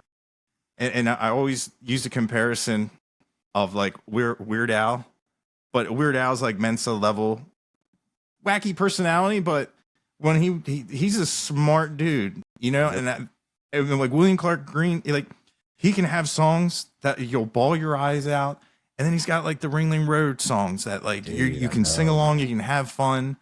And I got to see him live, and it was sad, happy, funny, and I loved it. And his personality shining through. I was like, man, this dude. It was just weird because I saw his tour bus, and I'm like. Because he was one of the first people that reached out and said, hey, I really appreciate what you're doing. anytime you're at it, you can make it to a show. Let me know. And I didn't reach out because I didn't want to like be like, hey, I'm coming to your show. You know what I mean? I felt like, and I'm like, it's fun, like nervous to text the girl. You know what I mean? Like, and I saw this tour bus, and I'm like, man, I was like, I need to like pound some beers and just get the courage to walk up there and be like, can I like say hi to William? Nah, dude, you're such a likable guy, and man. they loved it too, didn't they? Yeah, they would let. I know. I didn't do it. I was like, I'll catch them after the show, and they didn't come out after the show, and then I got an email from the venue. They're like, somebody in the band had COVID, so good luck. And I was like, oh, maybe that's why they didn't come out. Gotcha. There you go. But I should have wanted. I always say like these festivals. I wish I had more vacation time because it's just not easy for me just to pick up and fly to Texas, which it should be, and it probably is. And I'm probably I always blame my dog, but I have people that are watching. But to get down in some of these festivals and it's tough, dude. I that's something that I struggle with a lot. Is this year I'm trying to work on that. Is I've been a craftsman for a long time, like a technician. You know what I mean? But there's so much more to it that like being present for me is something that I'm really struggling to work on. Even this, like we didn't go. This is here. This is where I'm at. You know what I mean? And so trying to do that is it's. I don't even know what it is because it's like it's not scary. It's not like you're saying. It's not even like crazy difficult to just like, oh, I'm just gonna do this day. If you schedule it or plan it, you know what I mean. But it's just something about it that seems it's like being stuck in a chair or something, and you can't. You know what I mean? I don't know. I can empathize with you a lot on that. I love traveling, but not the getting there part. It's especially with airports. I am not a cattle shoot. Two little steps. Right. Take off your shoes. God. Take off your belt. 2 more little steps. Put everything in. Better hurry up. Better come on. Put it through. Oh no, come over here, sir. And it's just like if they had like a bullet train, I'd man, that'd be great because you just walk on a train. I didn't know. There's two embarrassing things to admit. One is that I didn't know that passenger trains were like an actual thing. And the town that I stay in was built around a train stop. But I was like, it doesn't work like that anymore. And I have buddies. I stream sometimes and do stuff like that. And so I've made friends on the internet, like most people have in this time and age. And they're like, oh, they were all going to meet up in Chicago. And they were like, I was like, oh, how are you flying? Or are you driving? And they were like, we're going to take Amtrak. I'm like, you're going to take what? So I learned that passenger trains were still a thing 3 months ago. So that was weird. I kind of want to get on one now because flying's never been a thing. The other weird thing is you were talking about getting like y'all's introduction into Red Dirt. I didn't realize this until right now. I never listened. My introduction to Red Dirt was me. Was you? That's like, so it was funny, a dude. gig. I So love that. That's actually awesome. I was trying to build as a session musician. That's like kind of been my dream is to be a session musician and to score stuff and write stuff for people. I'm kind of introverted, like the traveling thing and the being in front of a bunch of folks. I don't get nervous. I just I don't know. You know what I mean? It's something about it. But I want to be a session musician because I love like learning from those folks, and it's all these old cats and they're technicians and they're masters at what they do. And so I did some stuff at a local studio. I got a call, hey, we need organ on this or whatever it was, and I did some stuff. And then the guy that booked the studio session, it was his stuff. He called me like 6 or 7 months later. When he called me, I didn't remember who he was until I showed up and saw him. I didn't remember like his voice or anything like that, just over the phone. And I showed up to this gig, and it was John. It was John's gig, but the guy that hired me was his guitar player at the time. Shout out Spoon Bend. Yeah. Shout out Aaron Reynolds. Shout out Old Spoon Snake Bender. Farm, baby. And he's the one that hired me for it. So I show up, and I just learned these. It was weird, too, because he sent me the set list, and I learned all of these songs for this like it was a private party. And so I learned all of these songs and I show up and he's like, "Oh, we're going to start this one and this one and this one." And it was cool because John's unique in that as a local guy, his show has always been majority original material, which is hard to do and not very common to find where people will hire you if that's your bit. They want like a bunch of covers and 3 or 4 originals, but his is like, I'm going to do a bunch of originals and 5 or 6 covers throughout the whole evening. And the covers are not going to be, it's not going to be Don't Stop Believin'. It's going to be Cocaine Country Dancing, or it's going to be Mexican Wind. It's going to be stuff that you don't know, probably. And so it's, for most people, it seems like an all original show, but he kept getting calls, which is neat. But anyway, so I learned I got the set list, and I did my due diligence, and I sat down and I charted all of these songs, and I learned all of these tunes, like Devil's Water and da-da-da-da-da-da-da-da. And I show up, and he starts calling tunes, and I'm like, this is not what I learned. And then they go, oh, these are all originals. So the very first experience I had with Red Dirt, like Devil's Water is the one that sticks out of my head because when I was looking it up, it was a tune by the same name by a band called Jig Jam or something like that, and it's like a bluegrass tune. And I learned this really involved, and I was excited because the bass line was sick. So I learned this really involved bass line, and then I show up and 80% of the songs I was supposed to learn were originals. No music was released anywhere. I didn't get any recordings. It was like, just show up, and John turns around and he goes, "You don't know this one?" I was like, I don't know any of these, dog. I don't know a single one of these songs. So the very first experience I ever had with Red Dirt Country at all, or anything even associated to it, was original music from John at a gig after Downbeat, like learning them on the fly. And I guess it worked out all right because I'm still around. But man, that was, I just never thought about it till then. It's like people are like, "Oh yeah, I've loved this music my whole life." Like I never heard. My first experience with Red Dirt at all was your music That's the thing, man. live. That's funny. I haven't said a whole lot, but just this story reminded me too of when I joined the band as well, because I was playing with him in another band with Jake, and he hits me up and he's like, "Hey, I got another guy that needs a drummer for a gig," and I show up to this rehearsal fully thinking, okay, I have no idea what I'm walking into. He sent me whatever songs he could, and we get in the rehearsal, and I'm like, okay, I know this song, and I know this song, and I know. And he turns around and he goes, "We're gonna play this song, Black Mountain Fever," and I was like, "Well, I don't have that one." He's like, "No, we're gonna write it right now." Yeah. I was like, "What?" And then played at the gig. We did that at And then Hard we Rock. played it that weekend at the gig, but it was just funny because that was essentially my first step into that shred dirt, red dirt whole genre there. Yeah. And John just turns around and he looks at me, and I'm like, "Wait, we're gonna write the song right now?" He's like, "Yeah, you're writing the drum part right now to this song." I'm like, "Okay, man, it's my first time ever playing with him. I have no idea, but all right, let's do it." And it ended up being, it's a great song. We're gonna cut it on the new album. And, yeah, no excuses. Play like a champion. Yep. That's it. We did that. We did that at we played track 5 one day, and then between sound check and downbeat, we're sitting in the green room, and John pulls out this, like, we wrote a song in the green room At the Hard Rock, yeah. and then played it. Yeah.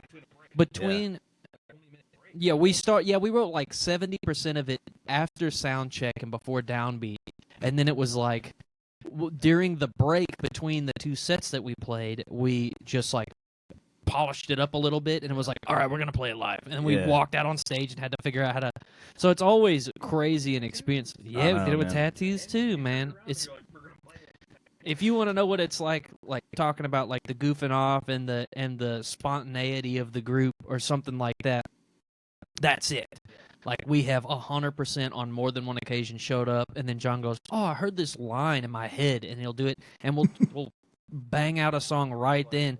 And then of course by the time that we actually get to like cutting it or something like that, it's different than what it was when we performed it. So the only time it existed like that was the hours before we performed it, which is when we were writing it. It's crazy, but it's a ton of fun, and it's cool that it always seems to end up all right. You know what I mean? Like, it's very rare that you get to be, or in my experience, that I get to be around a group of folks. I played professionally for a few years as a utility musician, and so I called myself a professional sub. When folks ask me what I did, I'm a professional sub. That's what I do. I'm an on-call guy.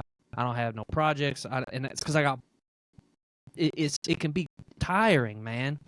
Because I always felt like a contractor. Even when I was quote unquote a member of a group, I didn't feel like a part of the group. I felt like I was like an accessory or something like that. But this group is unique to me in that we can do stuff like that, and I might go, "Hey, bro, this is kind of dumb to do right now," but John's like, "Nah, it's fine," and then it's fine every time. Like it's ridiculous. It frustrates me sometimes because it always works out in my mind. The ones and zeros brain, I'm like, we have to do it this particular way, so that way we can ensure that all the boxes are checked, so we don't have a process issue, and so that way we can be consistent in our quality output. And John's like, that's dumb. I'm gonna write the song right now, and you're gonna play it. We're gonna make the boxes, man. We'll check them. We'll check our own boxes. We'll make them ourselves, and we'll check them. That's right. You know what I mean? We'll check them. That's funny. You can tell the crowd, hey, if you're a fan, this may be new to you, but it's also new to us right now. Right. We're going to do this thing Literally. together. Yeah. We got a limited set of skills, but a high tolerance for pain. He was talking about track 5. Yeah, that's that hard rock venue in Tulsa, right? And so they were really concerned with us staying sober, man. They were really concerned with us wasn't staying even that. sober before the show, right? For whatever reason. That was one of those. There's a weird thing with this group too, where people book and think we showed up the first time and they're like, so you guys are gonna do all like 90s country type stuff. I'm like, did you contacted us? You don't know you're in for a treat, my man. This is gonna be a great night or a long night. No, that's not true, man. Actually, what we said was, yeah, man. Oh yeah, that's true. Yeah, we just said yes and then showed up and played the normal stuff. You know anyway. what we're here to do. I bleed 90s country. Yeah. Right. Yeah. Doctor told me it was. Never mind, I'm gonna leave that one on the end. The guy that actually helped us get that gig, we're sitting in the green room and he looks nervous. He's sweating, and he sits down and he's with John and he's like, so you guys are, you're gonna play like 90%, cover songs, right? And John looks at him dead in the face and he goes, no.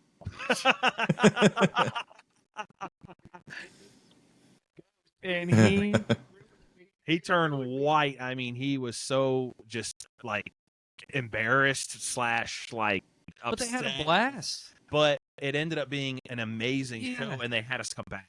That's how good. And we played 90% original. The sound guy came back. That two-step dance, square dance to all of our. It was the coolest experience seeing people dance to "Where the Moon Shines" and like all this stuff, and they loved it. They loved it. It was a hit. It was awesome. Yeah, it was just, he had a reputation to uphold, and I think he kind of oversold us as something that we weren't. And I didn't want to lie to him. I was just like, man, I think I've let you down in this moment, because no, we're not. But it worked out great, man. Sometimes you just got to follow your gut. I believe in our music, man. I always have, you know what I mean? And it's just, and sometimes that means taking a couple of hits, which we have taken, man. We've taken some hits. But sometimes that means that a big gamble's a big reward, man. Sometimes it's a big loss too, but those big rewards are what we do it for, I think. At least that's why I do it, man. And not a money reward, just a capturing that crowd that they told us we weren't going to be able to capture was a huge reward for me. So stuff like that, Yeah. And like, I always would tell, like, if there was a small crowd, I'm like, you never know who they are or who they know. No, you don't. Yeah, because I was talking to somebody, and she was an artist, and she was like, yeah, I hope to one day do this. And I said, listen, I'm not blowing smoke up here or anything. I just said, but my buddy works for a Nashville label, and he sent somebody out here to watch you sing. And she's like, well, how do you know that? I was like, because I couldn't come. That's awesome, dude. And check you out myself. Because he called and asked me. He said, hey, just kind of by your way. You want to go check out this artist? And I was like, I got something to do. And she was just like, what? All the way out here? I was like, yeah. I said, you'd be surprised. because like I'm trying to think like yeah, he I guess he is like an I don't know what if he just he seems to he just seems to just do like a lot of everything. And I remember he works for Average Joe's, and it was really cool. He was like, "Yeah, Colt let you use the podcast room," and he took a picture, and it was like the most professional podcast thing I've ever seen. And I was like, right. And I wanted to go down, and he's like, I'm the first guest though. And I was like, of course you are, you know. And he was like, and by the way, if you ever find anybody that needs some kind of gigs or anything, he was like, here, just let me send them my way. And I don't know if that's ever worked. Some people have asked, they're like, hey, how do I get into the Nashville scene? And I'm like, here, there's my buddy's card. Yeah, But cool. like I told her, I said, you just never know who's out in the crowd. I said, because he called me up and was like, hey, I was told to check her out. I was like, yeah, that's pretty cool. Yeah. And well, see there again, that's just you don't even realize how much of a reference you are in this community. I don't think, man, and I think that's awesome, dude. I hope you never lose that part about you. But yeah, you're a big deal, dude. I mean, you don't meet very many people in this community anymore that don't know who you are. I'll tell you that. And crazy. what just alone what you try to do for this community, I mean, I know there are a couple of DJs that really, really are into this and really, really try to do their best to support it. Shane Hollinger is one of them. There's a couple of really good. We got a good DJ here in Arkansas, DJ Colin from Kissin. What's his name? DJ Taylor. He's great, man. He's got a homegrown hour. He does every Sunday. He plays us almost every Sunday, man. There's one in Jonesboro too. It's yeah. Arkansas Roots. Roots, yeah. So there's some people, man, that get it, man. But there's this. I think it's like I was saying earlier. It's going to change, I think, within the next couple of years. But man, there's just there's some unsung heroes out there that are really doing some big things for this scene, and you're definitely one of them, Pat. And I think I'll speak for all of us, man. We really appreciate you having us, man. I really do. And it's just nice to be able to sit down with somebody who understands what we're trying to do and where we're coming from and the road and the struggle of it. And this isn't mainstream country, man. So it's still kind of a niche thing. And just appreciate you, man, a lot. I really do. Dude, I appreciate you guys. I know how valuable time is, and like I'm looking right now, the 2 hours flies by. Yeah, it's just been a that's awesome. conversation. Yeah, that's What's awesome. crazy is like we've done some of these before, and it's felt like a formal thing. This has just been. I feel like I've said chilling a lot, but we've been chilling today. Chilling, man. dude. We're just hanging out. And I know like we're not like obviously not like Jason Boland or nothing like that, but I think it would be cool. I mean, it's the same obviously. Like you've been super cool, and I enjoyed this a lot, and I think everybody else did too. Anytime you're anywhere we're gonna be, Obviously, yeah. just holler and Obviously. and you're in and back wherever you want to be at. Yep. At the closest dive bar to you, man. We'll pull you in the backstage, just back with us. We got some cool shows coming up. I can't really unveil right now, but we got some cool shows coming up, man. I'll definitely be in touch with you, see what you got going on. Cool. Yeah, dude. I definitely need to get out more because as much as I love Highway 30 and Mile Zero Fest, I gotta expand the festival palette. I understand completely, man. But I give myself. I feel like, man, I gotta go to more shows. It's hard for like me as an artist, I guess. Like whenever we get some free time, man, I kind of just want to go home and do nothing at all. Fish, yeah, Fish. That's all I want to do is fish usually. There's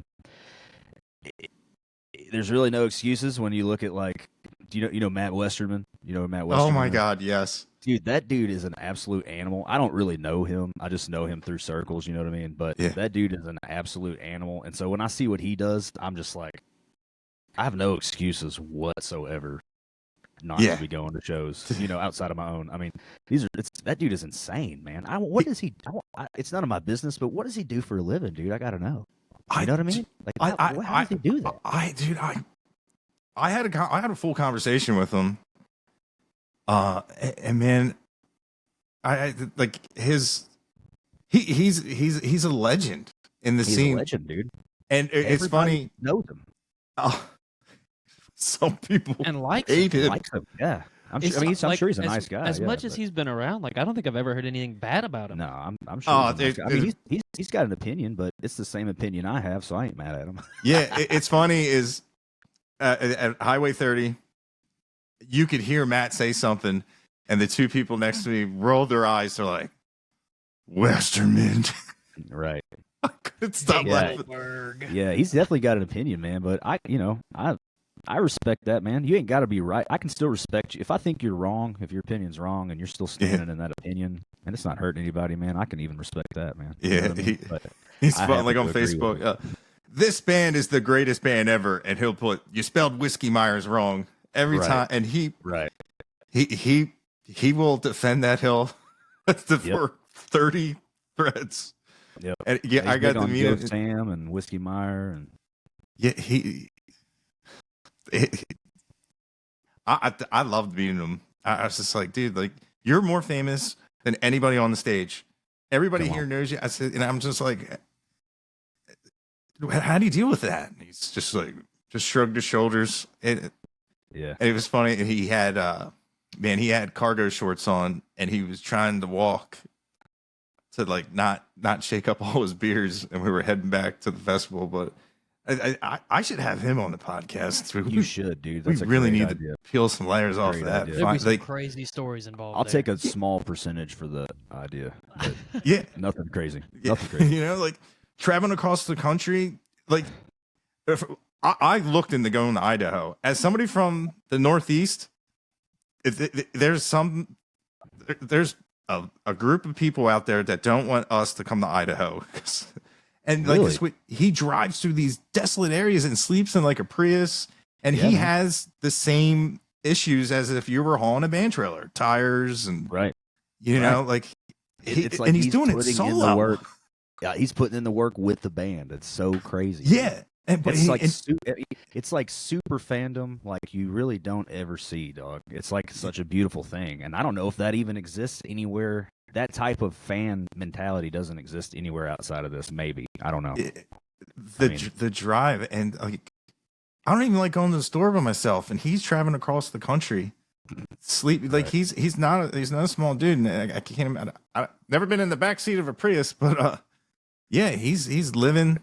I bet he's been in the back seat and the front seat at the same time. What I would do when I was traveling in my car, I'd just put down the back seat, put my legs in the trunk, and sleep on the seat like There you that. go. But man, like Yeah, that's I've pretty been cool. sleeping in a car wrong my whole life, Well, dude, he's got to be 6 foot something. and then lay in it like, yeah, yo, I'm 6'1", and yeah, I have an Altima coupe that I sleep in all the time, and it's not bad at all. Oh yeah. But yeah, I wish I dude, was 6'1". that guy. I'm tired of being short. That dude's crazy. But yeah, I guess you guys got to wrap it up. Yeah, we're actually fixing to go rehearse for a couple hours. So yeah, we probably need to get to that. We just built an in-ear rack and all of that stuff, and so we're playing with new toys, trying to get them ready for. We've got pretty tomorrow the big run of shows coming up. yeah, and so trying to get all of that stuff. We've got a guy coming down to help us kind of dial everything out.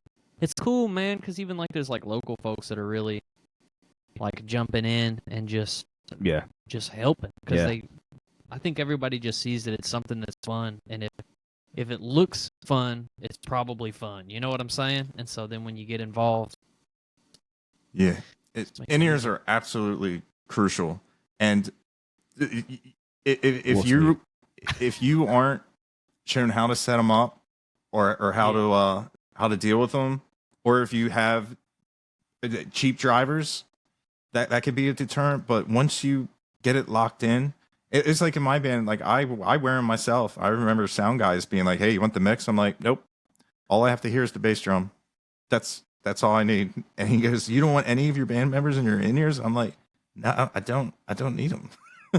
But Yeah. I can take them out and have a conversation, and I used to watch the other band members to be like scream talking, and I'm like, well, they'll be deaf by their 45. And it's The other fun thing is we started hooking up talkback mics. So Oh, dude, make recordings of it. Man. they're Release getting the in trouble. recordings of the talkback. My I was worst just enemy, telling him dude. about that. Is that I was like, we need to do some of these, but we have to be prepared for which shows we're going to do them in because it is drastically going to change the talkback conversation. Some of the dirtiest trash talk you've ever heard is going on Yeah, by or- me all the time. We're in the middle of solos. I'm like, you jagbag. You're like just making fun of everybody on stage. Or you know what? Charge if you can afford a couple more receivers. Charge to rent them and have like certain people the VIP experience of hearing the talkback, having the honor the of my behind the God. scenes. That is incredibly. That's genius, brother. that. That's If I genius, went to a dude. Write show, that down. I would pay. I would definitely pay to be Write on the that end. down, dude. Be able to hear whatever. That's Yeah. genius, dude. Yeah, we're definitely gonna do that. As We're gonna- long as the receivers aren't we're that gonna- much money, obviously need to have like a. We should call it the country versus metal experience, man. You want the country versus metal experience, dude? I would love it because like I have like the Sennheiser and I'm like all they would have to get would be the frequency and just Yeah. and I would Yep. know what like Wes from the Steel Woods took 5 minutes and was pointing around and I'm like I would die to Yeah. know what is and I was Yeah. like Dude, he is the nicest human on this side of the tracks that I've met, man. Like, Yeah. he is one of the most humble. I was so terrified of him, man. I mean, he's a, not essentially as like a man, but I'm just saying, just as the giant that he is, man. And he was like you, man. He was like, he didn't even know who he was when I was talking to him. I'm like, we're not are you worthy. Wes? Like, are you just the right guy? Because he was just so humble, man. But dang. Anyways, Yeah. In your that's, that's genius, dude. That's genius. I actually am excited about that. I wrote it down. I mean, Yeah. I'm not gonna front with you at all. As soon as you said that, I wrote Yeah, that we're down. I stealing wrote that, down for the sure. raffle thing. Like those are all. Yeah, I've got some vans that I just swapped out for these newer ones, and I'm wondering if maybe I should sign the old ones and try to sell them off. You know, absolutely. If people Yeah. love you, they're gonna love that.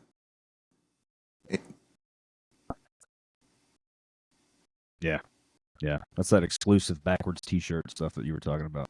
Yeah, just weird little stuff, but yeah. Oh, dude, talkback. If I had access to a talkback mic, how more could that experience be? That's It the can't get more total personal immersive. than Yeah, that's the most immersive experience I think you could probably have at a show, man. And Yeah. if you got the mix too, like the talkback along with the mix, that would be so sick, man. Yeah, because it was some rig. You can split them. Yeah. Yeah, Yeah, we could do that. So you could have the VIP in-ears be the front of house mix plus the talkback mics. That's all you get. You get the front of house mix, so you can still hear it as an audience member. We're gonna get and then sued, you get dude. What do you mean? I guarantee you, we're gonna get sued. For what? I mean, For being foul? I don't know anybody. It's all we're gonna get is a counter of how many times I can ask if you can have my baby on stage. That's it. yeah, yeah. I can tell we're gonna burn those ideas to the ground. We'll Right, need. right. Yeah, we got some wild boys in our band. Some of them don't need microphones, man. That was a great idea, but the litigation we are now involved in. Yeah. You can have a normal life or an interesting life. It's up Yeah. to you. Yeah, we're still trying to figure out how to get our rhythm guitar player to keep his shirt on. Just get him drunk and tattoo a shirt on him. I'm offended. He ain't never took his shirt off at a gig I've been at. He's done. Well, he didn't do it last gig, but I'm gonna get it. That's a goal. Get him a onesie. He'd have to take the Hey. pants dude, off. he would be so down. JC the romper, dog. The romper stomper. dude. Romper stop. Yeah, he Try would be taking so this down off. with that. Dude, hey, write that down. We'll man. give him a minor flat. Yeah, a minor flat. Let him work on his short game. Yeah. Or get him something that zippers in the back. Right. Yeah. I had that idea when I was in the oil field. I had that idea for frac suits that had back flaps, so nobody would ever listen. Dude, when you're sitting in a 100-degree porta potty in South Texas, Oh, I've been there. and you gotta wheel that whole jumpsuit off, that's a different kind I of didn't hell. have a brother. jumpsuit. I didn't have a jumpsuit, but we didn't have when I was working road construction, it was like that. Yeah, So I just had normal jeans or whatever on, but man, it was still hot. the oil field was so busy back then, man. They wouldn't even like it would be so many lapses in their porta potty details. I'm gonna get a little bit gross on this podcast for a second, dude. There'd be dudes stacking up 2x4s on the toilet seat just to keep using it. I'm not making that up, dude. Dude, how could I make that up? Yeah, I swear. Yeah, I've seen some wild stuff, man. Is that a work injury if you get a splinter? Right. Or what if you fall in, dude? Ugh. What's wrong with you, man? I didn't do it.